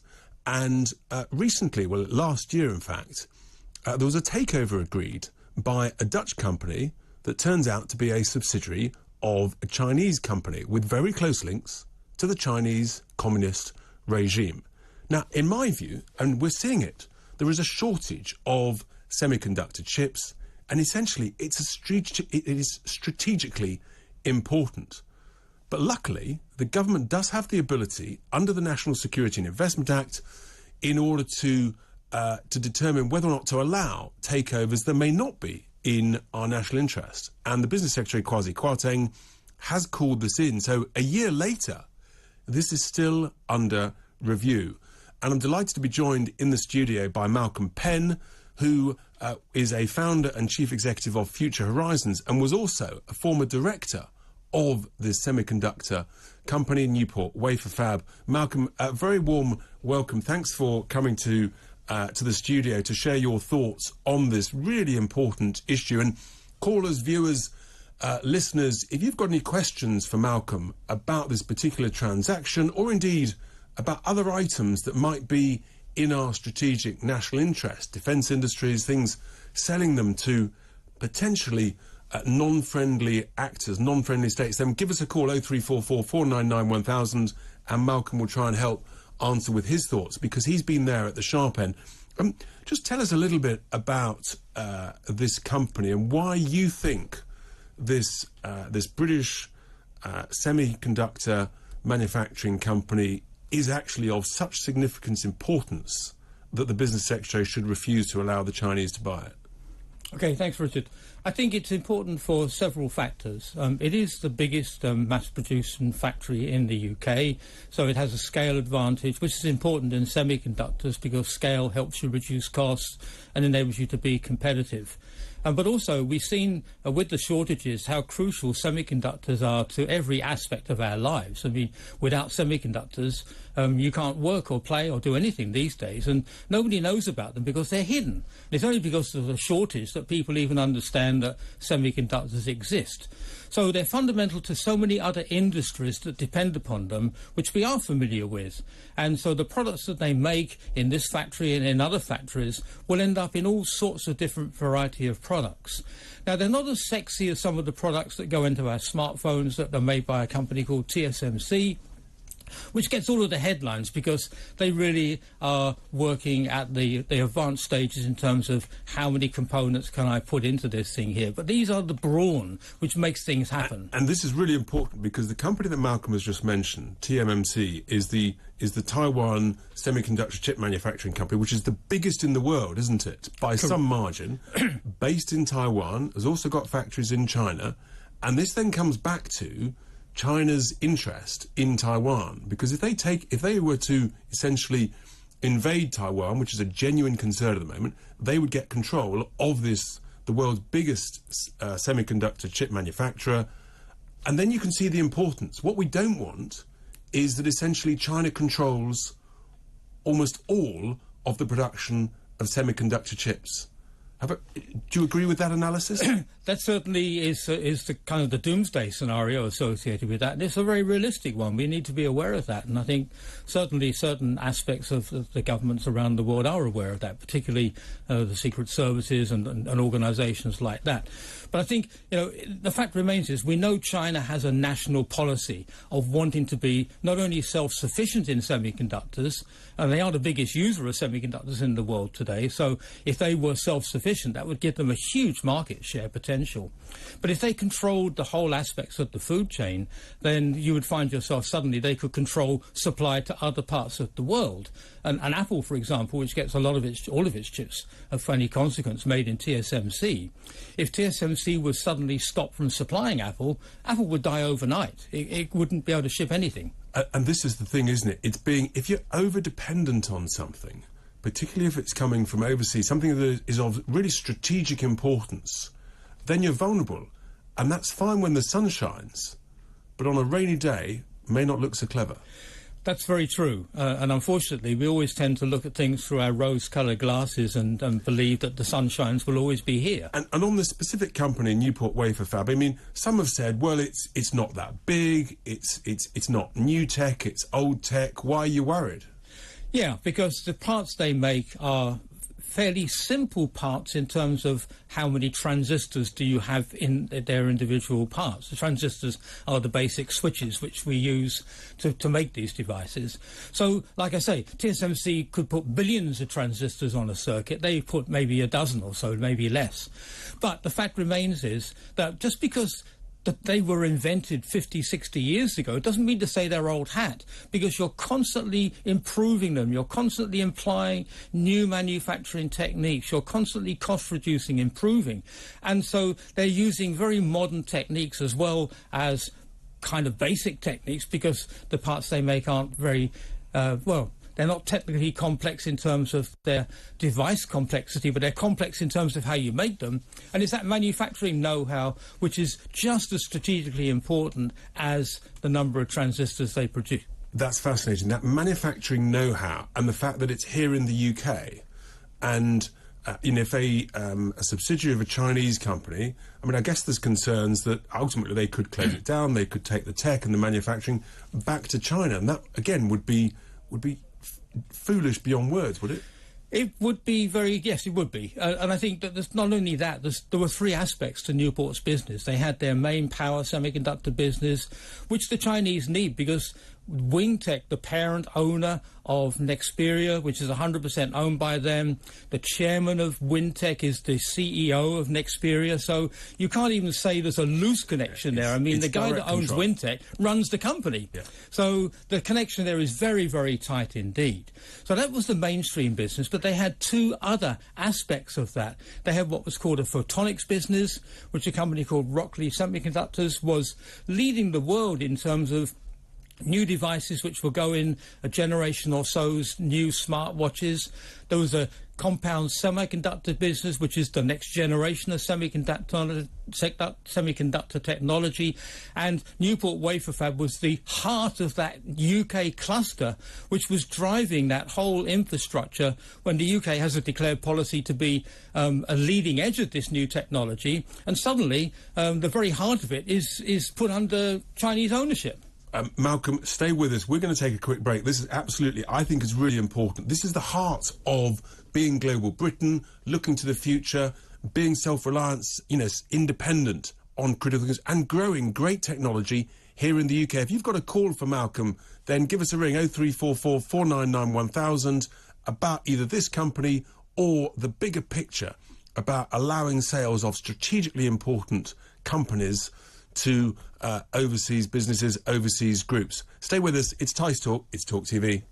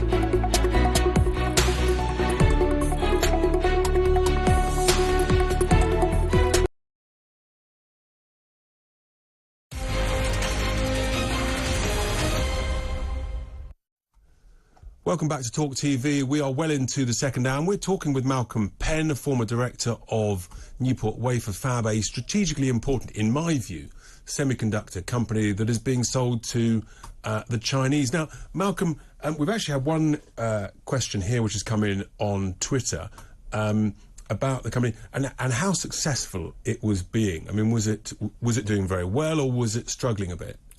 It was expanding very fast, and like a lot of companies, when they expand fast, it was going into some cash flow difficulties. But that was very well understood in the beginning. And Nexperia, which was a customer of Newport Wafer Fab, part of the arrangement was they would help overcome that cash flow problem, which was well understood, written into the business plan, simply to cope with the expansion, because you put the investment in one day and it's a year before you actually get the revenue from that. And essentially this wasn't exactly a friendly takeover, was it?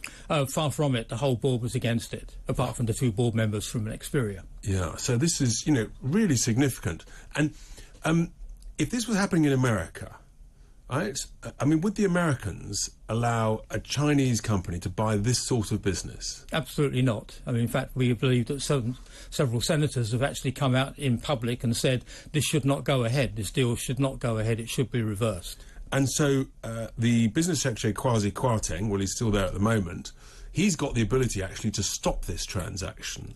Have you made representations? Are you urging him to stop it? I've made representations as an independent analyst, which is my day job, if you wish. Yeah. I've written to BSI and written to them. I responded to their questionnaire. I also wrote a letter in response to certain other developments, encouraging why I think it should still go ahead. And we've also written what next kind of scenario for them, given them various scenarios of how it could be transferred. Well, give us a call or send us a message if you think this transaction should be stopped. And on the line, we have from Oxfordshire, Peter is on the line with a question. Good morning to you, Peter. Thanks for calling in. So have you got a question for Malcolm or myself? Mainly, it's a point. I don't think it's just the Chinese we should worry about. I mean, my point is that the Americans have been allowed to buy British high-tech armaments industry and tech, and it's just, look, and so just allowed Kwasi Kwarteng, and it's been going on years. So I think England is being hollowed out, not just, you know, but it's not just Chinese we should worry about, it's America. It's a great question, and I've talked before about concerns about selling some of our defence business. Malcolm, what's your thoughts on that? You know, allowing strategically important defence businesses being sold even to Americans, which in theory is a friendly nation, but nevertheless. Yeah, well, friends you can fall out of love with as well, you know. So, I mean, I think I agree with the caller. I think it's very dangerous that we've allowed a lot of our industries to be sold into foreign hands, and yeah, it's a mistake. I mean, but I think the UK has not really had an industrial policy for a long time, so we don't really know. We're very strong on research, we're very strong on supporting university ideas and incubators, but we never take it beyond that first pillar into the third pillar of turning that into a world-class industry, which is crazy because we used to be so good. When you think back in the terms of Brunel and big industrialists like that, I mean, with the steam engine, I mean, we ruled the world. And now we've got all these industries and we're just simply giving up. Peter, do you agree with that? Absolutely, yeah. My point, exactly, yeah. Absolutely. We also just had a message in here, which I'll read out. Peter, you might have a view, and then we'll ask Malcolm as well. This tweet has come from a text, actually, there's no name. It says, looks like we're about to... OneWeb is about to be sold to the French company Eutelstat. OneWeb is, and therefore would be controlled by the French. It's a really significant new growth satellite business. We should be keeping this company away from others, throwing our space tech into the French and EU. Where is Kwasi as the message? Peter, what do you think about that? Are you familiar with that story of this satellite business that the government invested under Boris Johnson hundreds of millions of pounds into, and all of a sudden, a couple of years later, it's being sold again? Well, I think it's just symptomatic of what the British government do. I mean, we had those, was it Harrier jets? We reconditioned them all and then sold them to America. I think your guess there is spot on about taking things forward with industry, which is I think they did well with industry and the universities, that link up, MIT, whatever it is. But we should have more follow through, and like you say, we used to rule the world with engineering. Yeah. Thank you, Peter. What are your thoughts on that one, Malcolm? I agree. I mean, I don't know why. I mean, I don't believe that government should be the driver in this, because it has to come from industry itself. Industry wants to be globally successful. And we had a very successful semiconductor company in Cambridge called ARM, which, you know, you could argue was a little rinky-dink sort of microprocessor company doing something in a little tiny town of Cambridge. Not that it's that tiny, but they turned that into a world-class product. And it was world-beating, and it's in every smartphone, it's in loads of other appliances there. So it can be done with the right leadership, and they had the right leadership, and they had the determination to do it. So I think what's lacking a little bit is the UK leadership telling government what they should be doing, rather than the government's telling them what to do. We had a message here, and this is actually quite relevant in relation to steel. We also rescue industries like the banks and railways, but then sell them off again. Yeah. To private companies. It seems very short term. Peter, hopefully if you're still on the line, I've also got a view that we shouldn't, for example, have sold British steel to, again, guess who? The Chinese firm Jingye, that also makes steel, and therefore, over time, could run down. Again, another strategically important industry. Yeah, I'm just a bit... thinking about the Chinese, whether we're making them too much of a threat. I do take the point that they're buying up the same as America, but are we saying, oh, Chinese are too bad, you know? Well, it's interesting, isn't it? I mean, Rishi Sunak recently, this week, he described the Chinese communist regime as the greatest threat to our economic prosperity and national security. So he's not messing around. I mean, you've had George Osborne and David Cameron, they went the opposite way.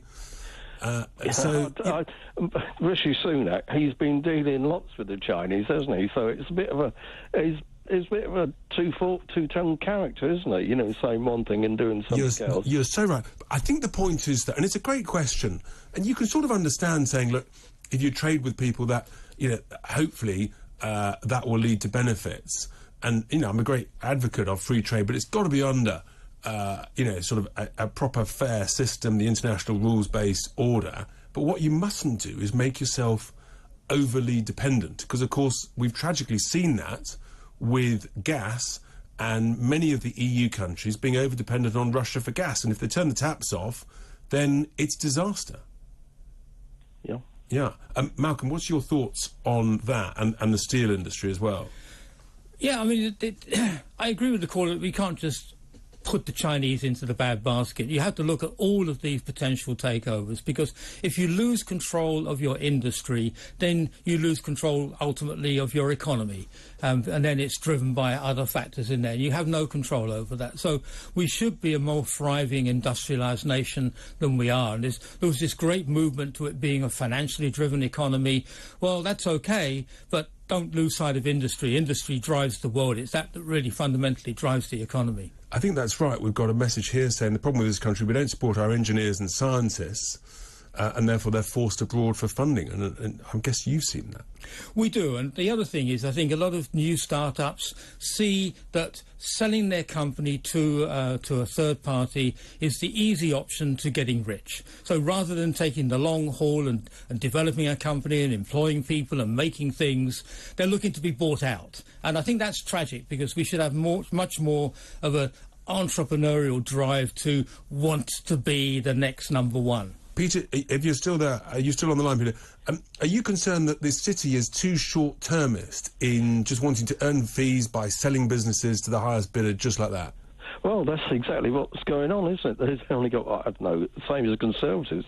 It's like a 5-year plan, isn't it, instead of, like you say, long-term.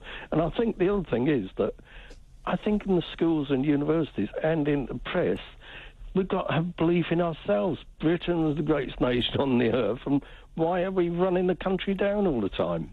You're so right, Peter. Thank you so much. That was Peter from Oxfordshire. He's concerned about the country being run down.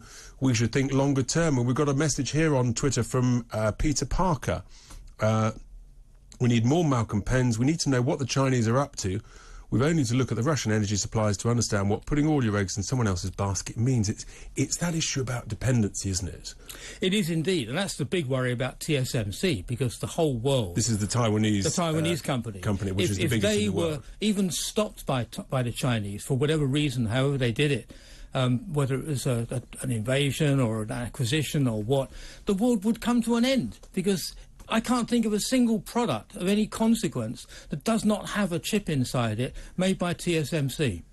I mean, is that serious? It's that. It doesn't get more stark than that, does it? No. But the Americans know that. Yes. And yet, in a sense, they've also allowed this dependency to happen. Correct, because they were driven, as our caller said, by the short-termism. It was cheaper to outsource, it was better for the bottom line, and that's why this whole CHIPS Act thing in America is a bit of a red herring, because at the end of the day, it wasn't the chip companies did it, not because they couldn't do it, because they wanted to do it. Yeah. And the CHIPS Act won't reverse that feeling of the board, their investors, Wall Street, wants them still to outsource. Malcolm, thank you so much. Absolutely fascinating. That's Malcolm Penn, the founder and CEO of Future Horizons, a former director of the semiconductor chip business that I believe should not be sold. Kwasi Kwarteng, if you're listening, make a decision, stop it happening.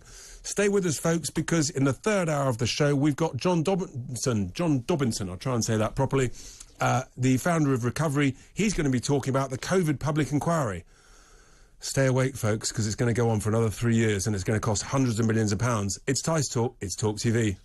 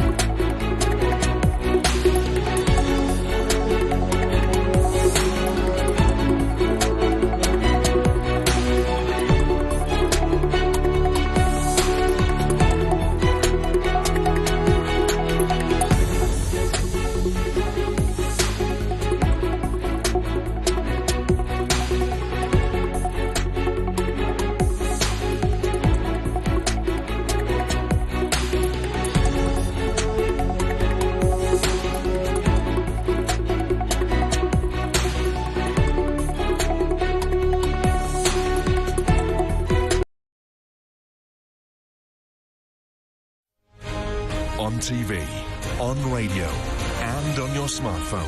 This is Talk TV. Talk TV News at 12. Good afternoon, I'm Nadira Tudor. Good luck messages are flooding in for England's Lionesses as they stand on the brink of women's football history. The highly anticipated Euro 2022 final against Germany at Wembley Stadium kicks off at 5 o'clock and is expected to draw in the biggest home TV audience on record for a women's football match. Prince William and his daughter Charlotte, as well as Harry Kane and England cricket captain Heather Knight, are amongst those wishing them well. We both want to wish the Lionesses the best of luck for tonight. You've done amazingly well in the competition and we're rooting for you all the way. Good luck, I hope you win. Bye. Lionesses, you lot are absolute legends. I'm loving watching you guys play this summer. You're doing great things for women's sport in this country. It's great to see. Go smash it on Sunday. Hi Lionesses, just wanting to wish you all the best for today's game against Germany. Going to be an incredible experience, incredible atmosphere at Wembley.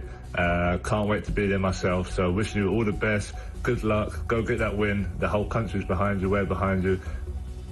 A 12-year-old boy who was left in a comatose state after suffering brain damage back in April is set to have his life support treatment ended tomorrow. This is despite his mother, Holly Dance, urging the government to act immediately to prevent the treatment from ending. Earlier this week, appeal court judges ruled that doctors could lawfully disconnect Archie Battersby's ventilator. Barts Health NHS Trust said in a letter to his parents that his treatment will be stopped at 2 p.m. on August the 1st. A 50-year-old man has been charged with murder following the death of a woman who fell from a height near Wembley Stadium. 39-year-old Kathleen John died at the scene in London Road just before 2:30 a.m. on Friday. The Prince of Wales reportedly accepted a £1 million payment from the family of Osama bin Laden. According to the Sunday Times, Prince Charles met one of bin Laden's half-siblings privately at Clarence House in London in 2013. Clarence House strongly disputes the claims, saying the decision to accept the donation was taken solely by the charity's trustees. Ukraine says the southern city of Mykolaiv suffered a massive Russian bombardment overnight.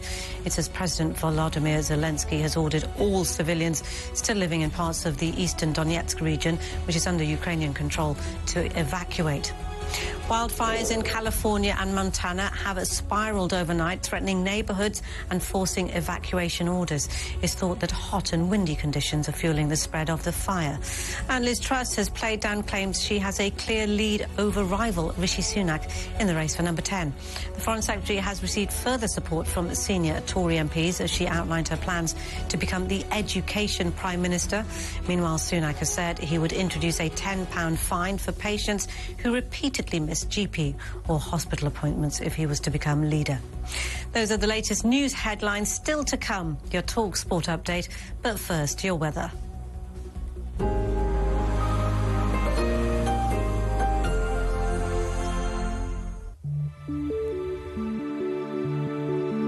Times Food and Drink sponsors Talk TV weather.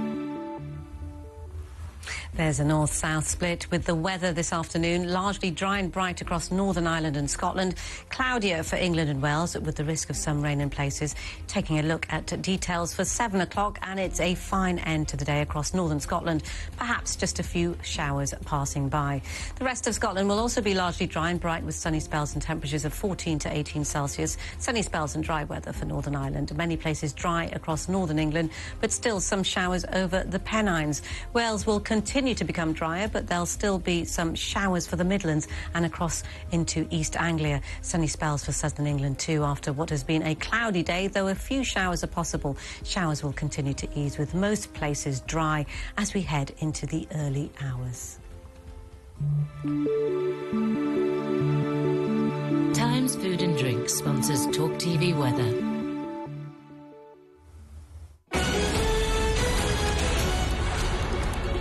The Sunday Night Club is your club. I'll take you inside the dressing room, from the terraces to the boardroom, to ask the questions you want answered. There is no membership required for the Sunday Night Club from 7.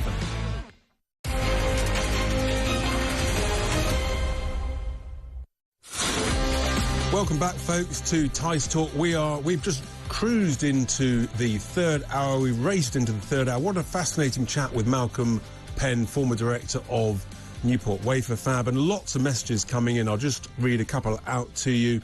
One here which says, this is from Geo says we need national strategic industrial decision-making. Companies are key to absolutely making things and we shouldn't be sold to foreign owners. Why can't UK institutional investors like pension funds and insurance companies come together to jointly buy blocking holdings? The problem there is that the city is too quick to sell firms off. Another one here from Maud says, why doesn't your party start a Buy British campaign? Frankly, that is a great idea, Maud. It really is. We've got to be much more confident about our abilities and we've got to invest long-term in strategic thinking. Now, we've got a message here. This actually is significant. The Taiwanese semiconductor company, North America, is already building a chip plant in the US. In order to reduce its dependency. It says here the UK is enamoured with R&D, as your guest pointed out. Selling out from startups makes sense from 2 points of view. Immediate monetary reward, but is not sensible from a strategic point of view. This is the thing, and I am absolutely determined that we've got to be much more confident as a nation, keeping strategically important companies owned in the UK. And whether that's steel, whether that's electricity companies, semiconductor companies. Another thing that's really important is learning lessons and having the courage to learn lessons from things that have gone on in the past. And of course, we're just, you know, the back end of the whole COVID crisis and our public inquiry. Great news. So it's just, we've agreed the terms of reference. They've now got, they've got a chairwoman, Baroness Hallett, and it's going to take not weeks, not months, years in different modules. And I'm delighted now to be joined in the studio by John Dobinson, who is the co-founder and campaign director of the Recovery Group, who's really studied and understood this. And I would just highlight at this point that whilst we're literally about to start this inquiry to learn the lessons and hopefully not make the same mistakes, the country that had the temerity, the cheek, not to follow what everybody else did, not to be sheep-like, not to do huge, heavy-handed lockdowns. It's called Sweden. They've already done their inquiry, done and dusted, lessons learnt. February 2022, they'd finished it. I've got some comments here, and they admit they made mistakes and that lessons they need to learn from them. But they also say the decision, actually, not to impose mandatory restrictions meant, they say that was the right decision. It meant the Swedes maintain more personal freedoms, and it wasn't convinced, the report wasn't convinced that mandatory lockdowns was a necessary element of the response. So Sweden's already done their inquiry. We haven't even started ours. And it's going to be years and tens of millions, if not hundreds of millions of pounds. John, you've really looked at this in detail. Welcome to the studio. Thanks for coming in. And you've looked at the terms of reference in the inquiry. Just give my viewers and listeners a sense as to how it's going to be done and why you've got really grave concerns about, in a sense, the direction of travel that this inquiry is going to go. Well, I think the first thing to say is, as you said in your introduction, an inquiry should be a really good thing. We have seen, you just talked about the cost of living crisis and energy. We've seen huge mental health impacts, particularly on young people, massive impacts on education. We've now got a massive backlog in the NHS. There is no doubt what happened over the past 2 years included some massive mistakes from which we should learn. And an inquiry is a very important thing that Recovery was calling for. The trouble with an inquiry is it cuts both ways. A good inquiry that's fair and open and looks at the evidence from a point of view of learning and establishing what went wrong, that's a great thing. The worry is the inquiry we've got does not look like that at all. The way it's shaping up, despite some fine words from Baroness Howlett about fairness, looks anything but fair. And the reason for that is the process that's been set out is deeply worrying. It's understandable what they've done. They've said there's a huge amount of evidence we've got to look at. There's a lot of different areas, so they've broken up the inquiry into modules. But the worry is that the modules they're looking at are all about, particularly in the early days, all the reasons why we should have locked down, why we should have restricted, and not at all about any of the reasons why that may have been damaging and done harm. And that is by no means fair, and neither are we going to learn much from it. So in a sense, you're concerned that the terms of reference, the way this is structured, in a sense, sort of biased towards those who were involved at the time, as opposed to really analysing whether, you know, the collateral damage from it, and really looking at the big picture, which was the strategy right in itself? I think that's fair, though actually the terms of reference themselves are not the problem. As often when things go a little bit wrong in government, it's actually the process here, and it's rather complicated to explain why. But bear with me for a moment while I just set it out. So, just before you do that, John, if anybody's got any thoughts or questions for John Dobinson of the Recovery organisation on this, about the COVID inquiry, about what lessons should be looked at, and learned, please do give us a call, and John will take your questions live here on Tice Talk. So sorry, John, I interrupted, but... No, not at all. So basically, the way it's been structured is into modules, and the inquiry will report in a set of modules, and it will report on each module individually, so that what we will get over the next few years, and this inquiry seems to be set to go on for years and years, the way it's structured, is one module at a time. Now, we expect this autumn to hear new calls for restrictions. The NHS is going to come under huge pressure, and the modules, and that will continue for some way into the future. What those modules say are going to influence what happens, whether we have new restrictions, whether we have new lockdowns, God forbid, over the next year, the next 2 years. Now, the first module they're going to look at, which they say is the most pressing question, is pandemic preparedness. In other words, what more could we have done to prevent the pandemic? That's a loaded question. An inquiry will always answer that question, yes, we could have done more. We should have done more. We should have locked down earlier. It doesn't look at the damage that lockdowns and restrictions do. The second part of the module they're going to look at is administrative governance. It's not really clear what that means, but it doesn't sound as though it's going to look terribly hard at restrictions. The third part is the impact on the NHS. Now, the impact on the NHS has been profound, and of course it should be studied. But the trouble is, the whole point of restrictions, as we were told, was to protect the NHS. And looking at the protection of the NHS without looking at the damage that is done to wider society by the steps that are taken means that you only get one side of the process. That was one of the issues with the government's response to COVID.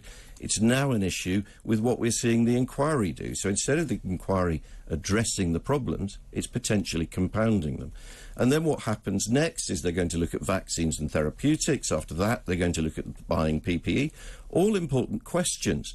But this takes us into 2022 will be passed, 23 will be passed, 2024 likely passed, before we start to get to really key questions like, what was the impact on children and young people? Yeah. What was the impact on education? Those are kicked far into the future. And in fact, the inquiry only consented to deal with them at all after a public outcry because they'd been completely excluded. I think what's happening to our children now is a pressing question we should be addressing right now. And we can't wait until goodness knows when the inquiry gets to it. I mean, this is just going to go on for years and years and years. I mean, heaven forbid it becomes something like as long as the Savile inquiry into what went on Bloody Sunday in Northern Ireland. I mean, it just feels to me that they're not even taking evidence here until summer 2023. I mean, viewers, callers, give us a call, 0344 499 1000. If you've got any thoughts about this, about how quick this inquiry should go, whether you have any questions for John. But I would have thought the issue of the collateral damage, that massive strategic question, the issue of whether or not we should shut down schools, that should be at the front end of the inquiry, well, so that heaven forbid some other drama happens soon, we know what to do in the future.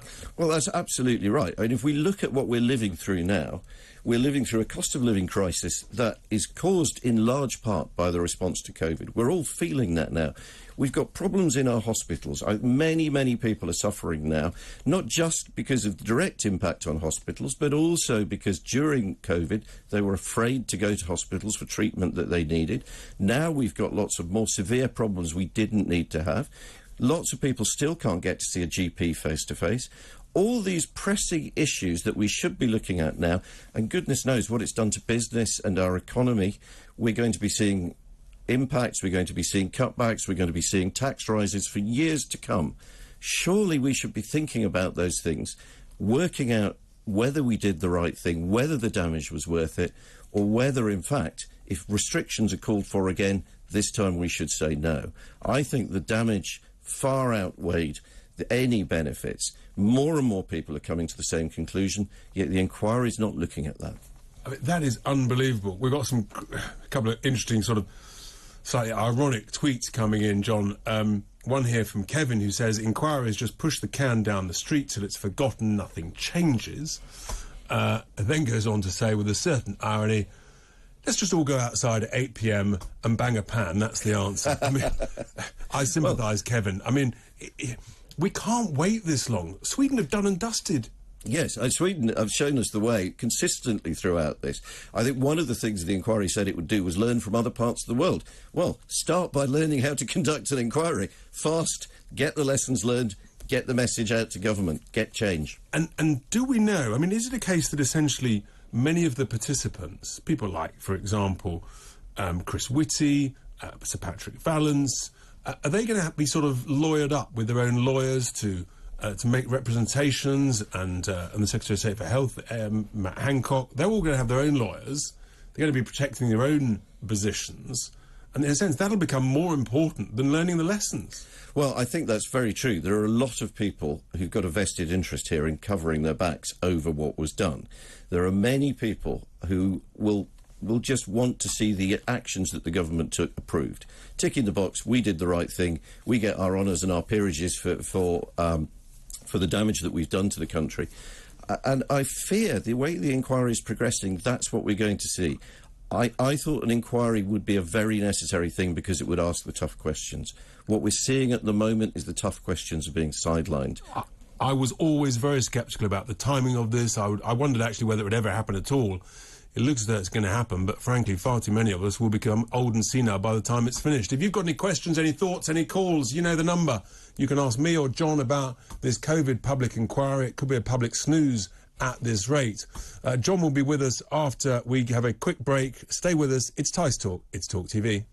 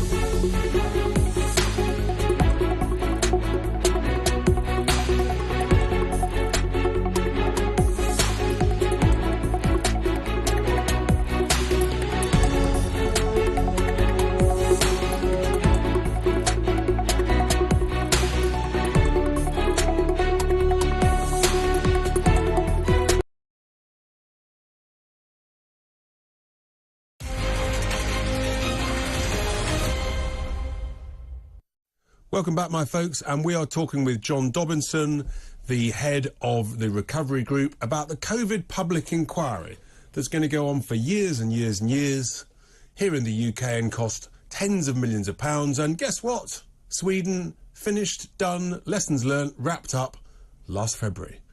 Unbelievable. That's what the problem is in this country. Frank, he has tweeted in, Frank Etchells has tweeted in, brilliant, this is another splendid tweet. Liz Truss needs to give a minister the task of sorting the inquiry in 12 months with the proviso that if it's not concluded, then you, the minister, lose your job. Management by objectives, I did it for 40 years in sales. Frank is so right. That's how you get things done. You set a clear time lane, get it done, or you're out, you're fired. That, in my view, is a fantastic suggestion. It takes far too long. We've got a couple of callers. Philip is in Scunthorpe. Philip, good afternoon. Have you got a question for John or myself? Yes, good morning, well, good afternoon. Good afternoon. Yeah, go for it, Philip. Yeah, it can't be covered up because Boris has made a great cock-up of it. Boris has made a bit of a mess of it, yes, we know that. Yeah. Sorry for swearing. Yeah, try and keep it clean. Family show. And we need this now, don't we? We need the public inquiry now, that's right. Yeah, it can't be buried. I mean, of course it can't be buried, that's right. And have you got a have you got a question for John? I mean, how soon, Philip, would you like to see this inquiry done? Well, quick as possible. You can't bury it. No, you can't bury it, but we've got to learn the lessons. I mean, the first thing to do with this inquiry is just read the Swedish report. I think Philip's absolutely right, yeah. You know, and so you agree with Frank then, it sounds like, Philip. You'd like to have it sort of done within 12 months or so? Well, yeah, because when it first started, I knew it was going to be a big problem.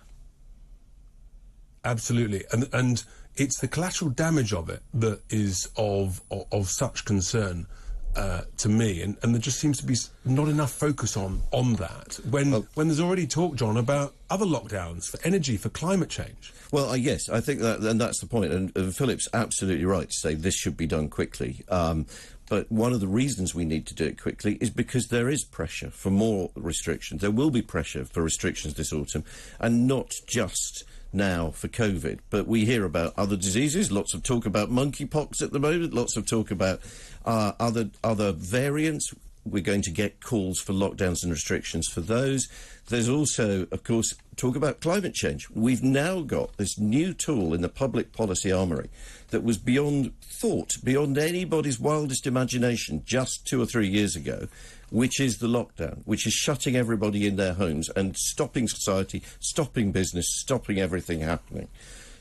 We have to examine whether that tool should be used again, whether it's done too much damage, in a proper and fair way. That's what the inquiry is supposed to do. Above all, we need to know, is this a tool that should be used again? My answer is the damage was off the scale. We're going to be living with the damage for years. We've got to assess that damage. The inquiry's answer does not seem to be the same.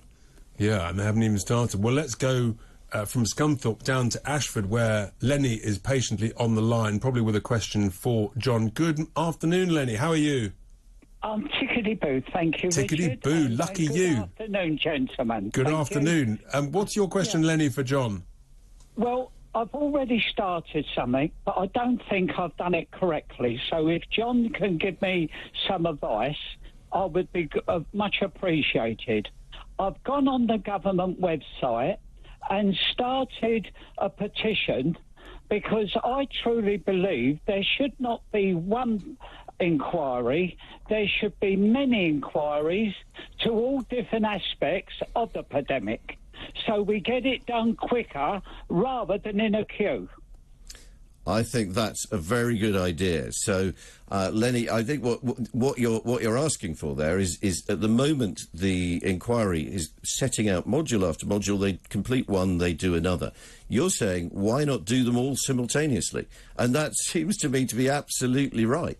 So if you've got a petition to say let's deal with the full range of what's gone on all at once, I think I'd happily sign that. By all means, let me know where it is on the government website. Let's get it done fast. Let's get it done all at once. Lenny, you're a star. Thank you so much. Another great suggestion. We've got loads of messages coming in here. And I wasn't aware of this, but tweets come in suggesting that Mark Drakeford is refusing to have a COVID inquiry for Wales only in order to cover up his disastrous COVID rules. He says that the UK inquiry will cover Wales too. I mean, you could argue that maybe that's sensible rather than have too many inquiries. I'm worried that each set of politicians in each part of the country will set up their own inquiry with their own favourable politician to favour them. So in some ways I've got some sympathy for Drakeford's viewpoint, though I think his record during COVID was absolutely terrible. It is true that the COVID inquiry, the second module, looks at what it calls administrative governance, not just by central government in Westminster, but also in Scotland and Wales and Northern Ireland. So there is provision for that, but Scotland seem to think they need their own inquiry as well. Oh, surprise, surprise. Nicola wants to... Well, she's got plenty to cover up. You'll enjoy this tweet, John. The outcomes of the COVID inquiry are already predetermined, says Living On Somewhere. I can't quite read that. Nobody will be held accountable. The published report will be redacted in large part, and ultimately it'll go the same way as the reports on grooming gangs swept under the carpet. And there's a lovely picture on that tweet of someone sweeping something under the carpet. A little bit cynical, but we've seen it before. I think this is one of the big worries, because not only has the COVID inquiry got to be fair, it's got to be seen to be fair. Otherwise, everybody in the country, everybody who's suffered from this, is going to be very angry that we haven't had an opportunity to study it properly. This isn't just about the inquiry itself and the conclusion it reaches. It's about everybody getting a sense of closure. And dear old Dave in my lovely production team has also reminded me, not only fair, but also transparent. Absolutely. And so what does that mean? Does that mean any member of the public can rock up to the inquiry into the public gallery or look at it online? How does that work? Well, they seem a bit confused about this at the moment. They've said they will go around the country and listen to witnesses, and they've apparently invited everybody to contribute to that process, but then they've said, oh, but we'll be too busy to listen to all the witnesses. So it's very unclear as to who it is they're actually going to listen to. And they've also got a sort of premium witness programme, if you like, which is you can become a core participant, and if you do that, they will pay for your legal representation. But that only seems to be open to favoured people whom the inquiry happens to think are important. And I don't think that's a mechanism for fairness either. Well, Ian says on Twitter, he says the idea that lessons will be learned, the most redundant phrase in current parlance, replace it, actually, he's used a slightly rude word that I won't say. He's basically said, replace it with mess-ups will continue. Far more accurate. Result of the public inquiry can be summed up in 3 words. We made mistake, save taxpayers cash. Yeah, well, I think that's probably going to be a much more succinct and useful conclusion than the one that we may actually arrive at, looking at the process they're currently following. Yeah. But to be clear, I do think there's an important role for an inquiry, and a fair inquiry that exposed the shortcomings of the decision-making would be a very good thing. My concern is that the inquiry we've got does not look like that at all. Kevin says, Sweden was slated by the West. Why? Because there's no more money in the Swedish method. John, thank you so much for coming in. It's been a pleasure. We're going to keep in close touch. I'm going to literally follow this with what I'm going to call Tice Talk's COVID Inquiry Watch. So we're going to watch the inquiry, and we'll get John back and some of your colleagues to tell us what's going on and what we should be really concerned about, in particular children and the collateral damage, because it's so important we learn these lessons, and it's so important we try and accelerate it or highlight it if it's being delayed. Coming up, don't go anywhere, we're going to be talking about, yes, climate sanity and the mad idea that we should all have heat pumps. It's Tice Talk, it's the home of common sense, it's Talk TV. Mike and Kevin's ice cream for snowflakes. Indulge in our deliciously sanctimonious flavors. Extinction Raspberryan, Cancel Culture and Cream, Cookie Double Warming, Non-Bineberry, Woca-Cola, Ginger Nut, and Vanilla. All made from our organic gender fluid. Mike and Kevin's ice cream for snowflakes. This is Talk TV News. Good afternoon, I'm Nadira Tudor. Good luck messages are flooding in for England's Lionesses as they stand on the brink of women's football history. The highly anticipated Euro 2022 final against Germany at Wembley Stadium kicks off at 5 o'clock and is expected to draw in the biggest home TV audience on record for a women's football match. Prince William and his daughter Charlotte, as well as Harry Kane and England cricket captain Heather Knight, are amongst those wishing them well. We both want to wish the Lionesses the best of luck for tonight. You've done amazingly well in the competition and we're rooting for you all the way. Good luck, I hope you win. Bye. Lionesses, you lot are absolute legends. I'm loving watching you guys play this summer. You're doing great things for women's sport in this country. It's great to see. Go smash it on Sunday. Hi Lionesses, just wanting to wish you all the best for today's game against Germany. Going to be an incredible experience, incredible atmosphere at Wembley. Can't wait to be there myself, so wishing you all the best, good luck, go get that win. The whole country's behind you, we're behind you. A 12-year-old boy who was left in a comatose state after suffering brain damage back in April is set to have his life support treatment ended tomorrow. Earlier this week, appeal court judges ruled that doctors could lawfully disconnect Archie Battersby's ventilator. Bart's Health NHS Trust said his treatment will be stopped at 2 p.m. There's likely to be more rail disruption on Monday as unofficial action is being taken by drivers of Avanti West Coast. The train company's warning of cancellations with little notice to its services next week. And there's been more success this morning for England at the Commonwealth Games. Jake Jarman has won gold and James Hall silver in the gymnastics men's all-around final. That's all for now. We'll have more in half an hour.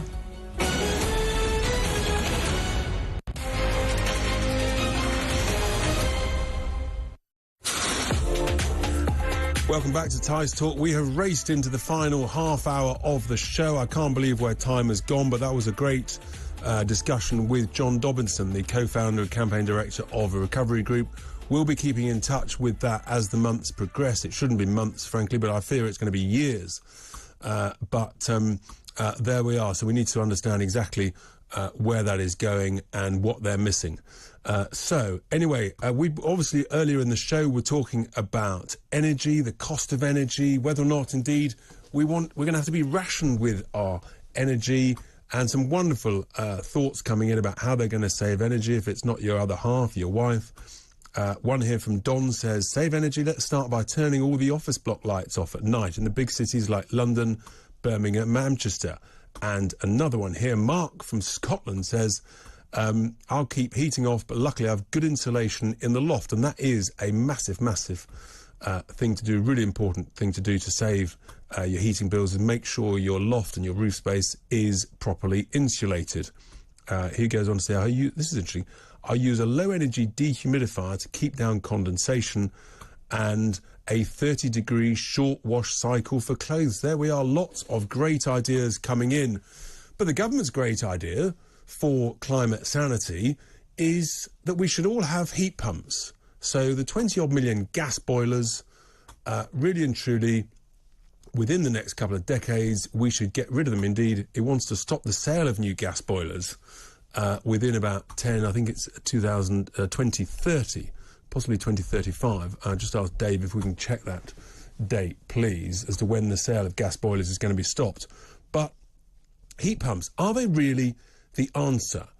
Is it cheap to install them, and are they cheap to run, or are they actually rather expensive to run? Well, I'm delighted now to be joined by the Chief Executive of the trade body Energy and Utilities, Mike Foster, to talk about this more, because the truth is, at the moment, despite the government wanting 600,000 heat pumps to be installed every year within just a few years' time, we're only doing a fraction of that. So, good afternoon, Mike. Thanks for joining Tice Talk. Heat pumps, I mean, you know, some people think that they're the answer to all our problems, but of course they work off electricity, and electricity is rather expensive. But equally, I know plumbers who are now de-installing heat pumps from very dissatisfied customers that they only installed a couple of years ago. But you're a bit of a pro on this. Where are you at? What's your latest thoughts on this? Good afternoon, Richard. In terms of going forward, firstly, you know, the UK is committed to hit net zero by 2050, and heating is a key component of that. So we're looking at the ways in which we can decarbonise heat, and that means moving away from natural gas and our natural gas boilers. But heat pumps, for me, are not the panacea.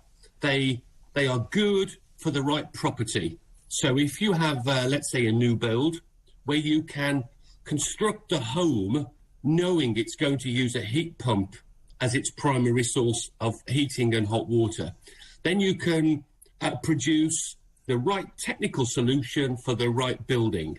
The problem that many people have, and what you just described about installers taking heat pumps out, it's when people are trying to force heat pumps onto a retrofit situation into a home that's not suitable, frankly. Now, by that, it could be that it's not particularly thermally efficient. It's not got the energy efficiency properties that a building is going to need to run a heat pump affordably. And if you don't have the heat pump to fit the building properly, you end up either with a home that is cold, so the heat pump is not producing the heat that you require, or it's very expensive to heat, or frankly a combination of the two. So let's just be clear. So at the moment, I think many new builds are being installed with heat pumps, and they've got very, very tight, very low air circulation. So in a sense, they're appropriate for them, and that's fine because they're being built into it day one, often with underfloor heating. But the idea of retrofitting, I mean, some people are saying it costs £15,000 to £30,000 to install it. You've got to replace your radiators. You've got to put in a hot water cylinder that you may not already have. If you've got a combi boiler, it's noisy. It takes space outside, takes extra space inside. And you know, we've got. I mean, most of the homes in the UK, arguably, are, as you described, retrofitting, and they haven't got the suitable insulation for it. You're absolutely right, Richard, in what you've just described. In terms of installing a heat pump, the government reckon, and if you look at the government website, they seem to confirm it recently, it's about £10,000 to install a heat pump. On top of that, if you've got to make your building fabric suitable, you're talking at least another £10,000 for, say, external wall insulation. So this is all an upfront cost, let's say £20,000 upfront, and then it's the Climate Change Committee, the government's own climate change advisors, that have said that the average heat pump costs 10% more to heat the home than an average gas boiler. So not only are you paying upfront shed loads of money, it's more it's making it more expensive for you to run as well. So there has to be a better option, and where we think the future is going to be is a combination of heat pumps for the right homes, heat networks for communal buildings, and then hydrogen-ready boilers, so that we can use the existing gas grid, keeping that in place, that services 20-odd million homes already across the country, and then have a hydrogen-ready boiler, which is no more expensive than a natural gas boiler to the consumer to purchase. And at some point, way beyond 2026, 2030, the gas networks will start to convert to 100% hydrogen. That gives off no carbon dioxide when the boiler works, and we can hit net zero in a more affordable manner than spending something like £500 billion on heat pumps. So you've hit the number that I was just about to repeat. The cost of replacing everybody's boiler with a heat pump, I mean, it's hundreds of billions of pounds, 400, 500 billion. And in the interim, let's remember that actually electricity prices are going through the roof, and the cost of running a heat pump is therefore going to be much, much higher. Yeah, absolutely. It's a real fear that we've got, particularly at the moment when the cost of living crisis is hitting so many people so hard that they don't want to have a heating system that the government's own advisors say will put up the bill even more. And to put into context, Richard, what that £500 billion pounds is, the annual schools budget is about £50 billion. So we're talking 10 times what we currently spend on schools to go through the heat pump route. There's got to be a more affordable way for the country and for consumers, and we believe that for the majority, that will be with hydrogen boilers. No, I think that's really interesting. I mean, obviously, hydrogen is new technology. At the moment, I think I'm right in saying you can put about 20% hydrogen down the existing gas infrastructure. Is that about right?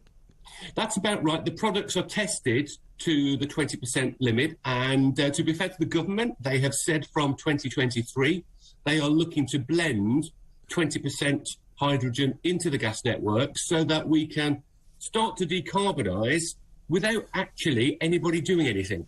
I mean, that's the beauty of it. You know, you will turn on your gas boiler and it will be a lower carbon gas boiler, and you'll have done absolutely nothing and spent absolutely nothing doing it. Mike, thank you so much for your thoughts there. That's really helpful. I don't think we can afford it. I don't think we need to do it. I think it's absolute madness. I mean, just the wonderful Dave has just reminded me, 2025, gas boiler ban for new build homes. 2035, that's only 13 years away.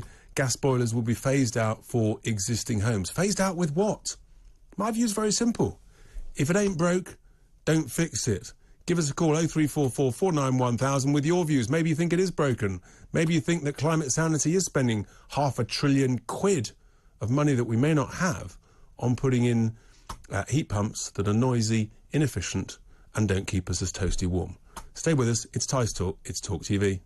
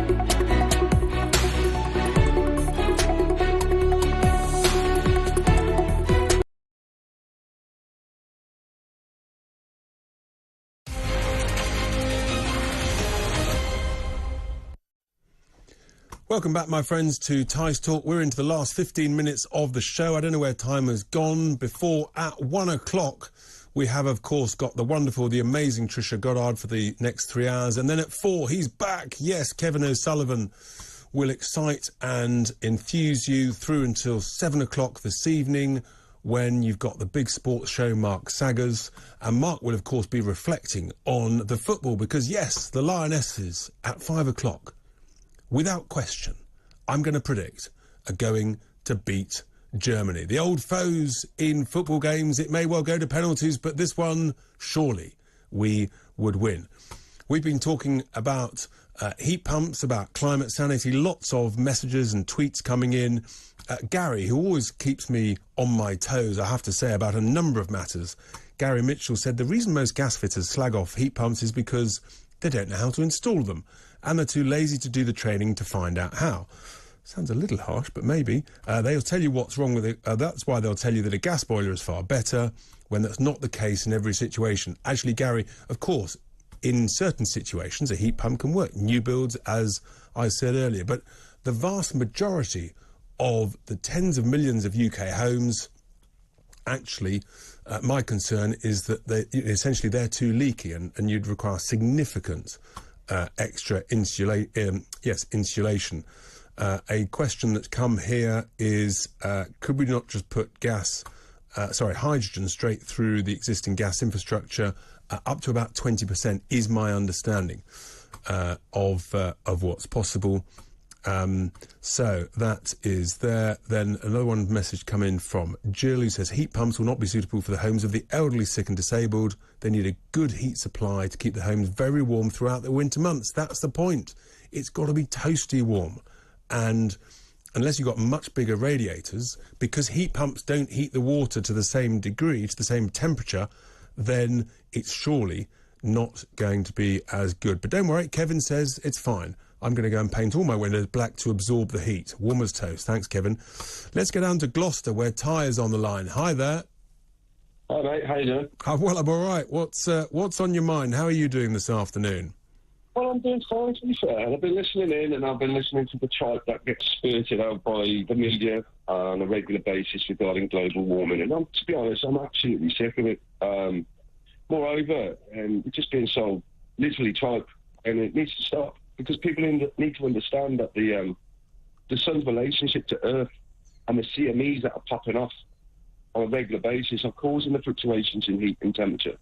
And this globalist agenda about selling us, we need to zero carbon or zero whatever the hell it is they're selling us. It's got to stop. We're being lied to on a regular basis about pretty much everything, every facet of our lives. Now, I don't know what you think about this, but the scientific evidence is there for all to see, but no one mentions it. We've just had 3 massive systems hit Earth, and that's why we're having heat waves. And no one talks about it. I don't understand why. Well, I mean, you're absolutely right that it's really hard to go against the consensus. If you look back, the consensus of experts on Brexit would that it would lead to instant, redundant, sort of recession and hundreds of thousands losing their lives. Likewise, the consensus on COVID was you had to lock down, and the consensus on climate change is that it's all going to be a catastrophe. But actually, we live in cycles, and we're in a warming cycle, but it's only 50 years ago, isn't it, Ty, that the consensus of the scientists were more worried about an ice age. Everything they predict is false. Everything they predict, COVID, the whole lot, the figures are manipulated in massive ways. The same goes for climate change. We are being sold up the river. It's absolute nonsense. I don't know who's behind it. Well, I'm afraid, Ty, to be honest, when you don't understand something, follow the money. And there is hundreds of billions of pounds essentially at stake here. And look, I mean, we all know the climate changed since the year dot, and it will continue to change for millions of years in the future. But I think that there is a lot of misinformation. And, of course, you get labelled as a denier if you even dare question it. Ty, thank you so much. Great call. Ty's really concerned about the motivation of the supposed experts. Let's head from Gloucester to Southend-on-Sea, where Ken is on the line. Good afternoon, Ken. Good afternoon, Richard. 3 points. If I may go back to the pandemic, briefly. Back in February 2020, when we got the news on our television sets, I looked at the wife and I said to her, why wouldn't you stop planes going into and out of China? Yes. That was the first point. Yeah, which of course didn't happen. Trump actually, he did that, and he was criticised for it. Yeah, can't understand that one. The second point is, we spoke about monkeypox with your previous guest speaker coming over, and I know Omicron was another, Delta was another. Now, you've got illegal immigration coming over here. Now, my question would be, if the people that are coming over here have not got passports or visas, there's a strong likelihood that these people haven't been inoculated. So are we going to see more variants? Well, I mean, it's a great question. Of course, it's very easy to quickly inoculate people. And inevitably, we will see more variants. I think, we're seeing more variants at the moment. So it looks like Joe Biden is he's the sort of, almost like the pilot course for however many more variants. Indeed. And the last one on the national grid, if I try and simplify this, if somebody comes and takes money out of your wallet, that's larceny. Yeah. You press charges. So it's corrupt, it's fraud, it's whatever. Now, the big company bosses of these grids that are on millions, I assume, is this not something that solicitors could deal with and say, right, that's jail sentences, that's heavy fines? Well, the issue is that it's a question of who funds the lawyers. Running legal actions, Ken, is very, very expensive, and some of these big bosses, well, they've got big wallets, much bigger than anybody else's. Yeah, fair point. But it is a real concern. Ken, thank you so much for your thoughts. That's Ken from Southend-on-Sea with his concerns. Lots of messages coming in. I'll rattle through them before we go in. We've got one here from Jim who says, the idea of pumping hydrogen down existing gas pipes is a fabulous one. Can it be done? Well, as I say, I think you can do it under much of the existing infrastructure, up to about 20%. Beyond that, then significant extra investment needs to be made. Jim says, the current Alex Sharma net zero plan will not happen. Let's frack and exploit offshore gas and build Rolls-Royce's modular nuclear reactors. It is obvious it's going to take a while. And that's the issue because of the incompetence of this government in recent years. But Lady Anne is fine. Lady Anne says, it's OK, Richard. We need to hibernate to save the planet whilst the Davos and the World Economic Forum crew, they can use their private jets as taxis. Do you know, I think there's a lot of truth in that. John in Burnham-on-Sea says, if you over-insulate your home, as these heat pump people are saying, then the mortar will eventually fall out with some of the brickwork. Houses need to breathe. There is no question at all, in my understanding, that some of the older homes, they do actually need to breathe. That's, in a sense, how they were designed. So you need to be really careful about over-insulating them too. Whereas we've got another one here. It's very expensive for gas engineers to learn about heat pumps, and therefore we should be training them up. And that says the UK remains in the 19th century. Well, look, I think, as I say, there are certain situations where heat pumps work, but equally, there are plenty of situations where, frankly, they don't. And I think that that is one of them. Here we go. And we've got a text message here that says, climate change has the same status as the NHS. You can't question it. And in a sense, there's a lot of truth in that, isn't there? And we should be able to question things. We should be able to challenge things. That's what scientists do. They actually test each other, and then you make progress. I mean, let's remember, the great late David Bellamy, the environmentalist, he was really concerned about what was being promoted on climate change. And he should know. I'll be talking about that more next week, because it's come to the end of my show.